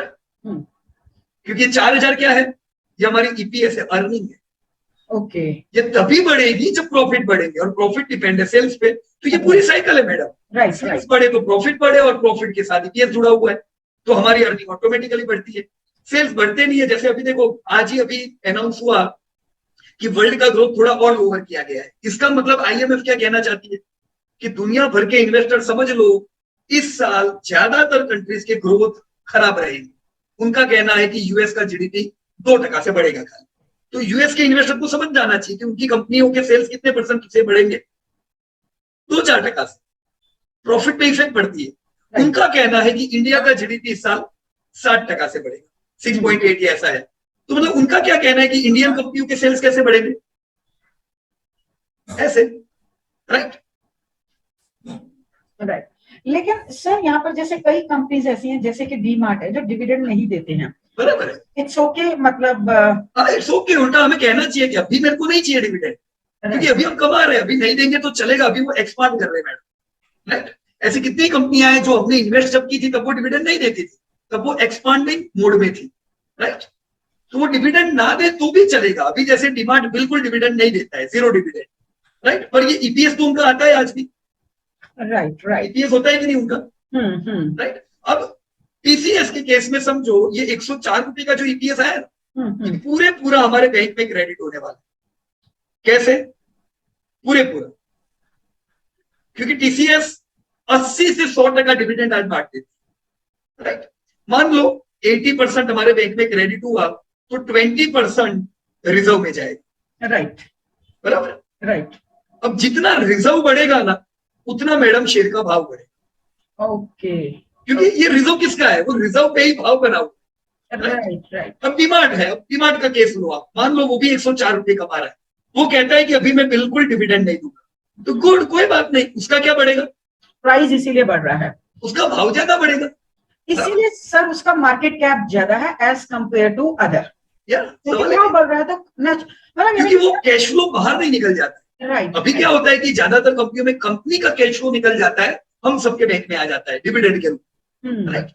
तो जितना कैश फ्लो बाहर नहीं आएगा अंदर रहेगा तो वो भी तो अच्छा है। आपको दो में से कोई एक जगह इफेक्ट आएगी, या तो प्राइस पे आएगी अगर डिविडेंड नहीं देते तो, डिविडेंड देते हैं तो दोनों जगह आएगी, प्राइस पे थोड़ी कम आएगी और बैंक पे ज्यादा आएगी, बराबर। Right right.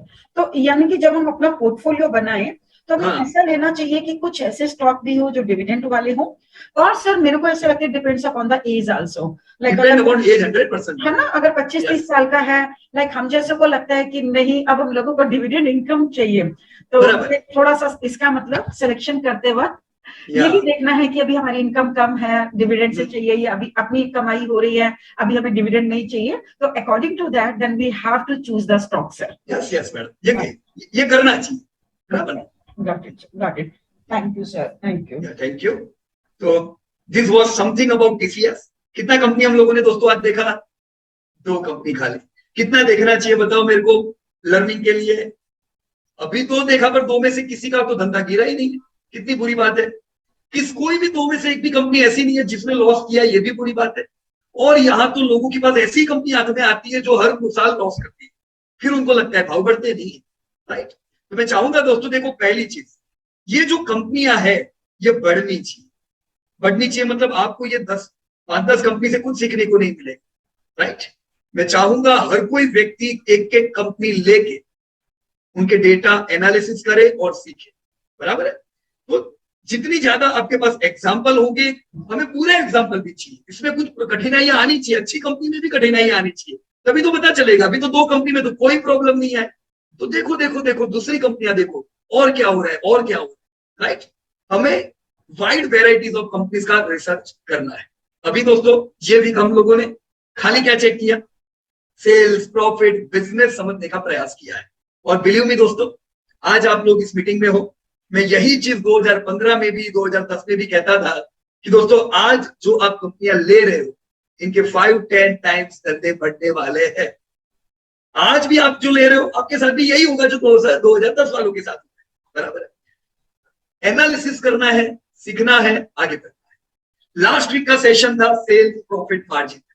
अब दोस्तों अगले हफ्ते अब हम लोग भाव पे आएंगे, राइट फ्रेंड्स। अब हम लोग प्राइस का रिसर्च करेंगे, बराबर है। तो ये वीक रेडी हो जाओ, पहली बार 1.5 महीने बाद हम भाव की बात करने वाले हैं, पर हम भाव को आपकी अर्निंग के साथ बैलेंस करने वाले, देखने वाले कि भाव टूटे कब, भाव चले कब। एडवांस में सब पता हो तो आपको भी एडवांस में पता रहेगा कि शेयर तोड़ेंगे कब, शेयर टूटेंगे कब, ऑलराइट।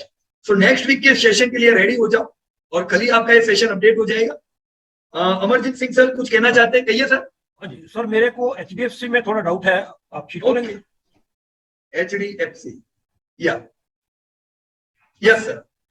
सर यहाँ पे 2014 तक तो हमें उधर से BSE से डाटा मिल गया, और उसके बाद उसकी जो एनुअल रिपोर्ट से डाटा निकाला है तो उसमें जो नेट सेल्स आ रही है उसमें आता है income from operations plus premium of insurance etcetera etcetera, right. उस टाइम पे HDFC इंश्योरेंस में भी था, तो this is what I understand.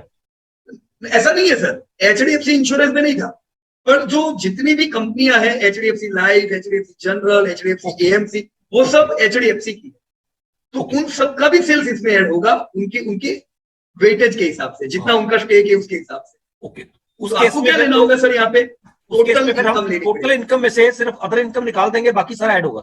नहीं सर, टोटल इनकम ही ले लेने की ऐसे केस में। नहीं, टोटल में अदर इनकम भी आएगी ना सर? हाँ, आने दो ना, कोई बात, राइट, नॉर्मल होगी, पर आप टोटल इनकम पूरी ले लोगे तो अच्छा रहेगा। अच्छा ठीक है, राइट। देखो बैंक से है, फाइनेंस कंपनी है, ये सब में हमेशा टोटल इनकम ही लेने की, क्योंकि उनकी अदर इनकम भी कंसिस्टेंट होती है, ओके, बराबर ना। जैसे बैंक का RBI के पास भी जो पैसा पड़ा उनको कंसिस्टेंटली उस पर ब्याज तो आने वाला है, राइट। ठीक। तो ऐसा नहीं है कि एक बार 1000 करोड़ आया, एक बार 10 करोड़ आया, ऐसी अदर इनकम नहीं है, बराबर। Okay sir. बैंक और फाइनेंस ये दोनों ही केस में टोटल इनकम पे ही काम। और सर एक चीज और सर, हेलो, एक मिनट थोड़ा डिस्टर्बेंस कहीं से आया। हाँ कहिए कहिए। सर दूसरा, इंश्योरेंस कंपनी में हम ग्रॉस प्रीमियम लेंगे या उसका कोई और नीचे उसका बाइफरकेशन होता है? बराबर है। देखो वैसे देखा जाए तो हमें टोटल इनकम लेनी चाहिए इंश्योरेंस कंपनी की, टोटल इनकम। ठीक सर। राइट, क्योंकि उनकी टोटल इनकम जो होती है वो ग्रॉस प्रीमियम से भी ज्यादा होती है। राइट, हाँ, जैसे एचडीएफसी के केस में आप देखो तो उनकी अगर 50,000 करोड़ की प्रीमियम इनकम होगी तो दूसरी 50,000 करोड़ उनकी इन्वेस्टमेंट पे भी इनकम होगी। ठीक है। तो एक बड़ी इनकम होती है। लेकिन अगर आप ग्रॉस इनकम लोगे तो जो इन्वेस्टमेंट इनकम होती है ना, वो अगेन क्या है सर, इन्वेस्टमेंट पे इनकम है, तो वो बहुत वॉलेटाइल होती है। ओके। तो वॉलेटिलिटी के कारण क्या है कि आपका रिजल्ट बिगड़ जाता है। जैसे अभी आप अगर लास्ट ईयर के डेटा देखोगे तो इन्वेस्टमेंट पे जो इनकम आई ना वो नेगेटिव है, इन्वेस्टमेंट पे इनकम नेगेटिव है। तो अभी नेगेटिव इनकम आई तो उनकी पूरी इनकम ही कम हो जाएगी, क्योंकि 50% शेयर क्या है, इन्वेस्टमेंट इनकम का है। राइट, तो असल में लेना चाहिए टोटल इनकम, पर ये वॉलेटिलिटी ना हो, इसके लिए ग्रॉस प्रीमियम लेने का। ओके, ठीक है। राइट, पर जब भी आप ग्रॉस प्रीमियम ले रहे हो ये ध्यान में रखें कि उनकी दूसरी इनकम भी है, बराबर सर। ओके, ठीक है सर। ऐसे ही फिर उसका प्रॉफिट भी, जो ग्रॉस प्रीमियम के ऊपर प्रॉफिट है वही लेना है। देखो प्रॉफिट तो उनका दोनों में से आएगा सर। हाँ वही ना, फिर जो प्रीमियम का प्रॉफिट है वही। नहीं ऐसा नहीं है सर, जो प्रॉफिट आएगा ना वो नेट प्रॉफिट है, तो वो तो टोटल इनकम में से ही खर्च निकाल के प्रॉफिट आएगा। तो प्रॉफिट में ऐसा कुछ भी नहीं देखना है, नेट प्रॉफिट मतलब एकदम नेट प्रॉफिट, सब गिन लिया उन्होंने अंदर, बराबर। इन्वेस्टमेंट इनकम की भी इनकम गिन ली और प्रीमियम की भी इनकम गिन ली। ओके, ठीक है सर, थैंक यू सर। याद अक्षय भाई कहिए। हाँ good evening sir. Good evening. UltraTech में सर इक्विटी बढ़ रही है लेकिन समझ में नहीं आ रहा है, क्या मतलब क्या समझ में नहीं आया? ये बोनस से बढ़ी है या स्प्लिट से बढ़ी है, ऐसा कुछ समझ में नहीं, ऐसा कोई दिखा नहीं रहा है कि ये टाइम के ड्यूरिंग कुछ एक्शन हुआ। कहाँ पे कह रहे हो आप, कौन से साल में? 11 में 124 से 274 हुआ यहाँ पे। हाँ, और 2020 में 275 से 289 हुआ। देखो ये 275 to 289 तो कुछ भी नहीं है अक्षय भाई, बोनस ऐसा नहीं होता है। हाँ, ये तो 14 करोड़ हुआ, ये तो कुछ भी नहीं है। इसका रीजन है सर, छोटी उन्होंने कंपनी को अपने में मर्ज किया, that is how it has increase from 275 to 289। बराबर है, और ये इतने शेयर तो वैसे भी बढ़ाते हैं, ईशॉप में बढ़ाते हैं, बराबर ना। अपने टॉप मैनेजमेंट को ये लोग गिफ्ट देते हैं कि चलो तुमने बहुत अच्छा काम किया, जो हमारी कंपनी आज 5,000 करोड़ का प्रॉफिट कर रही है, इतने शेयर लोग देते हैं ना ये लोग। तो हर साल थोड़ा थोड़ा इक्विटी बढ़ेगा, उसको ध्यान में लेने का कोई जरूरत नहीं है, बराबर है। और ये देखने का ये बड़ा इक्विटी, और मतलब आपको देखना पड़ेगा वो रिजल्ट में कि क्यों बढ़ा है। वहां लिखा होगा ना नोट्स में कि 124 करोड़ का 274 करोड़ क्यों हुआ है, आपको 2011 के डेटा में देखना पड़ेगा, बराबर। बीएससी में मैंने देखा जो कंपनी एक्शन सब आता है ना, उसमें कोई ऐसा लिखा नहीं है कि ये 2011 में कुछ एक्शन हुआ है। एक्शन नहीं कह रहा हूँ, क्यों बढ़ा है, जरूरी नहीं कि वो एक्शन से ही बढ़े अक्षय भाई। तो कंपनी रिपोर्ट से जानना पड़ेगा, कैसे? बुक से जानना पड़ेगा। नहीं पर एक्शन से बढ़े वो जरूरी नहीं है, दूसरा भी कारण होता है। कंपनी का क्या है, एक्विजिशन होता है, कंपनी ने 2-3 कंपनियां इकट्ठा की, और अल्ट्राटेक वैसे भी कैसी कंपनी है,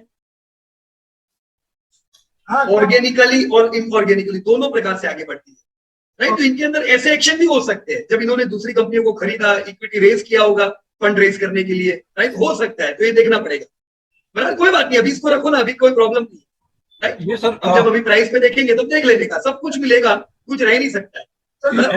एनुअल रिपोर्ट में जाके सर उसका जो नोट्स होगा कंसोलिडेटेड में है वो मिल जाएगा, बराबर है। उसमें लिखा ही होगा कि ये क्यों हमने बढ़ाया है, बराबर। अच्छा सर, दूसरा एक क्वेश्चन है, कंपनी रिपोर्ट में 5-6 साल का साथ में रिपोर्ट दिया रहता है, हाँ कंसोलिडेटेड ही होता है या कैसे हमको लेना है उनको? कंसोलिडेटेड ले सकते हो ना, 5 साल का 10 साल का बहुत सी कंपनी देती है, उसमें से सेल्स ले लेने का, प्रॉफिट लेने का, इक्विटी लेने का, ईपीएस नहीं लेने। नहीं वो यानी वो कंसोलिडेटेड पे डेटा रहता है, कंसोलिडेटेड पे लिखा होगा ये कंसोलिडेटेड सेल्स देखिए कैसा है, ओके, बराबर ना। पर जब भी हिस्टोरिकल डेटा लो तो हिस्टोरिकल डेटा में से सब कुछ लो, क्या नहीं लेने का, ईपीएस।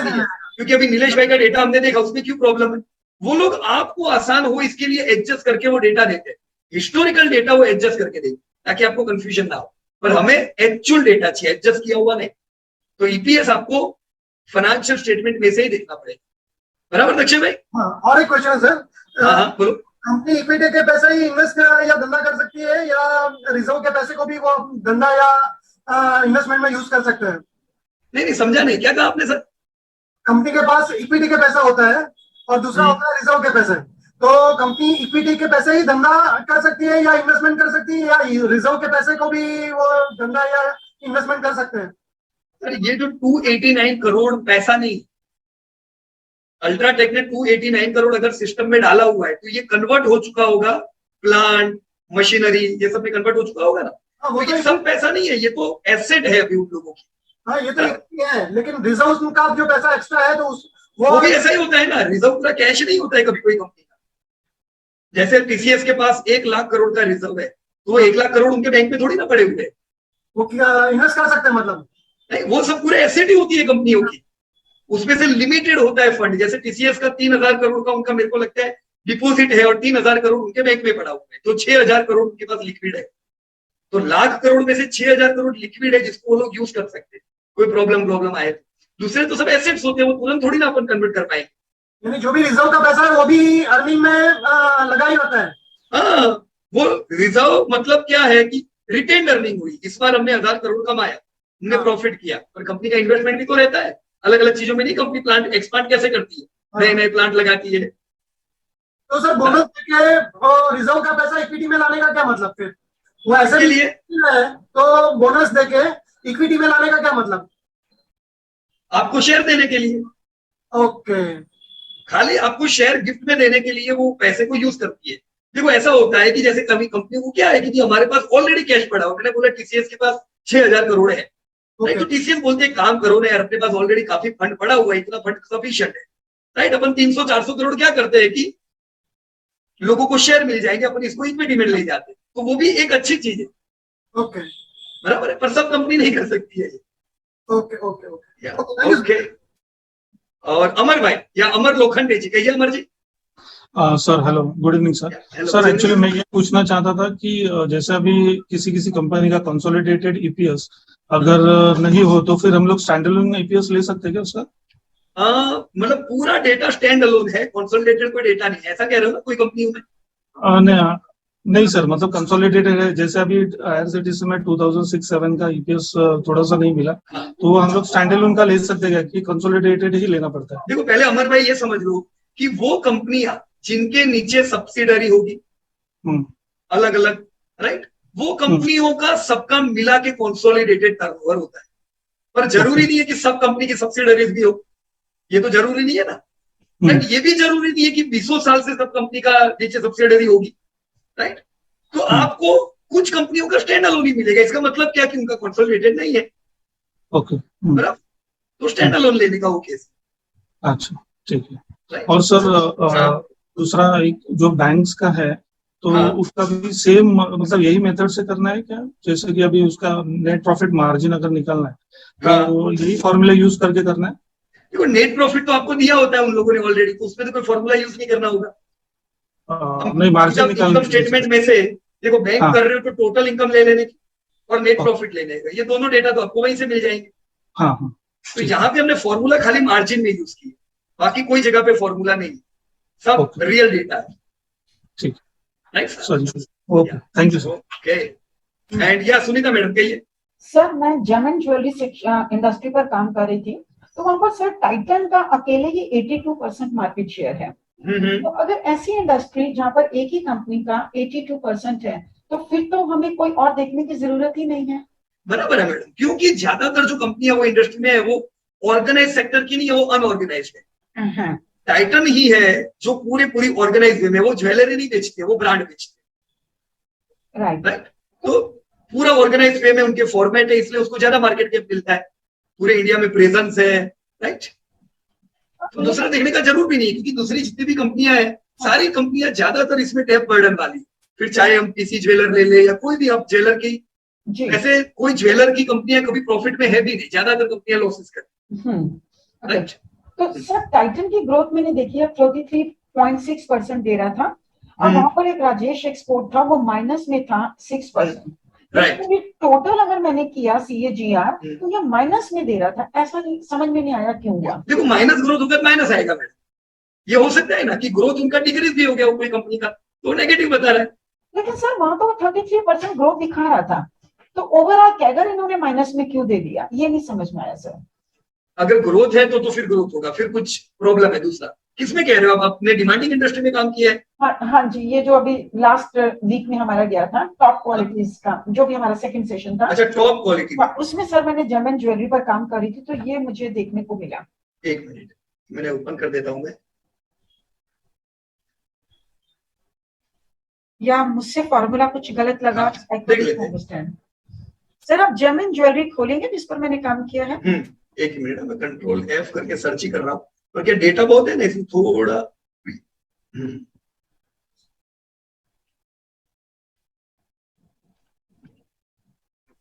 ओके, आ गया।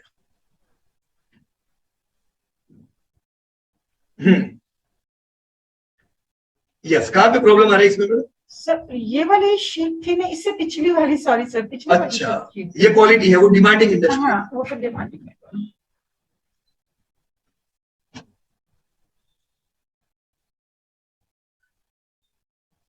सर क्वालिटी इंडस्ट्री में बहुत ज्यादा काम है। देखो ये एक ही बार करना है मैडम, अभी एक बार कर दिया, कंपनी बाहर आ गई, फिर कंपनी चेंज नहीं होगी। ऐसा नहीं होता है कि अच्छी कंपनी पूरी हो गई अचानक, पूरी कंपनी अच्छी हो गई, मतलब लाइफ का एक बार का काम है।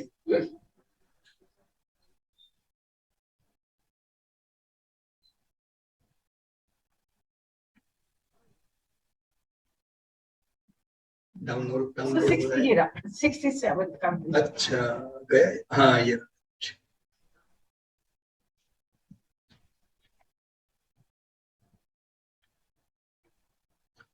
ओके। ये मैडम इस साल का है 6% ग्रोथ, बी ग्रोथ। ये कह रहे हो ना, क्यों -6 आ रहा है ऐसा? नहीं सर, राजेश का ठीक है 6 आ रहा है, टाइटन का 33 है, और थर्ड का कल्याणी का भी सर 26 है। बराबर है, तो ये माइनस क्यों दिखा रहा है, मुझे ये नहीं समझ जी। कौन सबसे ये माइनस क्यों बता रहे? हाँ हाँ, ये अच्छा देखो, ये इसलिए है क्योंकि राजेश एक्सपोर्ट का टर्नओवर बहुत बड़ा है। मतलब टोटल आपका जो यहाँ पे 2,82,000 करोड़ हुआ, उसमें 242 तो राजेश एक्सपोर्ट का ही है, राइट। तो उसका स्टेक ज्यादा है, बड़ा मतलब उनका टर्नओवर बड़ा है, राइट। तो इससे क्या होता है कि ये डी ग्रोथ में होने की वजह से पूरा सेक्टर आपका डी ग्रोथ से दिखता है। तो सर हम इसको फिर क्या समझे, राजेश एक्सपो कंपनी अच्छी नहीं है या ये सेक्टर अच्छा नहीं है, लाइक टाइटन लेना है तो हमारा डिसीजन क्या होना चाहिए कि हमें टाइटन लेना चाहिए या नहीं? अभी क्या है, यहाँ पे जेम्स ज्वेलरी सब मिक्स है जी ज्यादातर, और यह हकीकत है कि जो भी जेम्स एंड ज्वेलरी की कंपनियां हैं, जैसे राजेश, कल्याण, वैभव, पीसी ज्वेलर, खांगेमल, कोई कंपनी में दम नहीं। ज्यादातर कंपनियां ग्रोथ ना कभी डी ग्रोथ ये करती है, तो असल में ये सेक्टर इतना अच्छा नहीं है, राइट। पर आपका जो टाइटन है, ये टाइटन क्यों अच्छा हम कहते हैं, क्योंकि ये एक अलग फॉर्मेट की कंपनी, हम इसको प्रॉपर जेम्स ज्वेलरी की नहीं कह सकते। ये आपका फास्ट ट्रैक है, राइट। तो इनका बिजनेस इन लोगों से बहुत अलग है। अगर अभी ये मिक्स है तो आपको पूरा सेक्टर खराब दिखेगा, तो आपको टाइटन थोड़ा अलग रखना पड़ेगा इन सबसे। Okay, clear madam? हाँ बिल्कुल क्लियर, थैंक यू सर। और सर जब हम कोई कंपनी को एनालाइज करते हैं ना, तो इसको BSc के अंदर कैटेगरी होता है BAX। तो एज ए बिल्कुल ले पर्सन हमें A और B कैटेगरी पर फोकस करना चाहिए, X कैटेगरी पर नहीं करना चाहिए, या A कैटेगरी बेकार हो सकती है और X कैटेगरी भी अच्छी हो सकती है? नहीं, ऐसा नहीं है मैडम। देखो BSc और NSC ने कौन से बेस पे दिया होता है? ट्रेडिंग के बेस पे दिया होता है, जहां वॉल्यूम ज्यादा होते हैं, राइट, जिनका मार्केट कैप ज्यादा होता है, तो उनका पैरामीटर जो है वो किसको बेस है? ट्रेड बेस पे, राइट। जब हम क्वालिटी एनालिसिस करते हैं तो उसमें वो इतना महत्व का नहीं रहेगा, ओके, राइट। तो अगर आपको कोई अच्छी कंपनी है जो A या B ग्रुप की नहीं भी है, तो भी हम इन्वेस्ट कर सकते हैं, कोई दिक्कत नहीं। ओके ओके, ठीक है, ओके, थैंक यू। और अमरजीत सर, आपने हैंड रेज किया हुआ है? हाँ जी सर। हाँ सर एफएल इंडस्ट्री अगर देखें, एफएल इंडिया, हाँ यस, इसमें सर पिछले चार साल का डाटा मिल रहा है, इससे पहले का डाटा नहीं मिल रहा है। नहीं, ये तो 2019 से है ना डेटा आपके पास, इससे पहले का है सर? इससे पहले का मिल जाएगा मेरे को लगता है। आपने 2019 के एनुअल रिपोर्ट में देखा सर, उसमें देखा नहीं मिला, बट इन्वेस्टमेंट देख लो ना सर, ट्रेड हेयरिंग प्रोस्पेक्टस, क्योंकि जब एफएल का आईपीओ अगर 2019 में आया ठीक तो ठीक उन्होंने जब वो आए तब 2-3 साल का तो डेटा दिया ही होगा। दिया होगा, बट उसकी सर क्या रिक्वायरमेंट है? अगर हम इसका देखें जब से आईपीओ आया है तब से अगर हम डाटा लेते हैं तो भी इज सफिशिएंट है, पहले का भी देखना चाहिए? देखो हो तो अच्छा है सर, क्योंकि 4 साल में कुछ पता नहीं चलता है। 4 साल मतलब एकदम कम हुआ, जितना ज्यादा डेटा उतना आपका डिपेंडेंसी बढ़ जाएगी और इतना टाइम नहीं लगेगा आपको, ये तुरंत मिल जाएगा ये तो आप। ठीक है सर, समझ गया मैं। That was the only question. Okay, thank you sir. So thank you very much to everybody. और दोस्तों मिलेंगे कल आपका बिहेवियर एनालिसिस में प्राइस का कनेक्शन ऐड हो जाएगा, राइट? और मिलेंगे अगले हफ्ते वापस। So thank you very much and best of luck to everybody.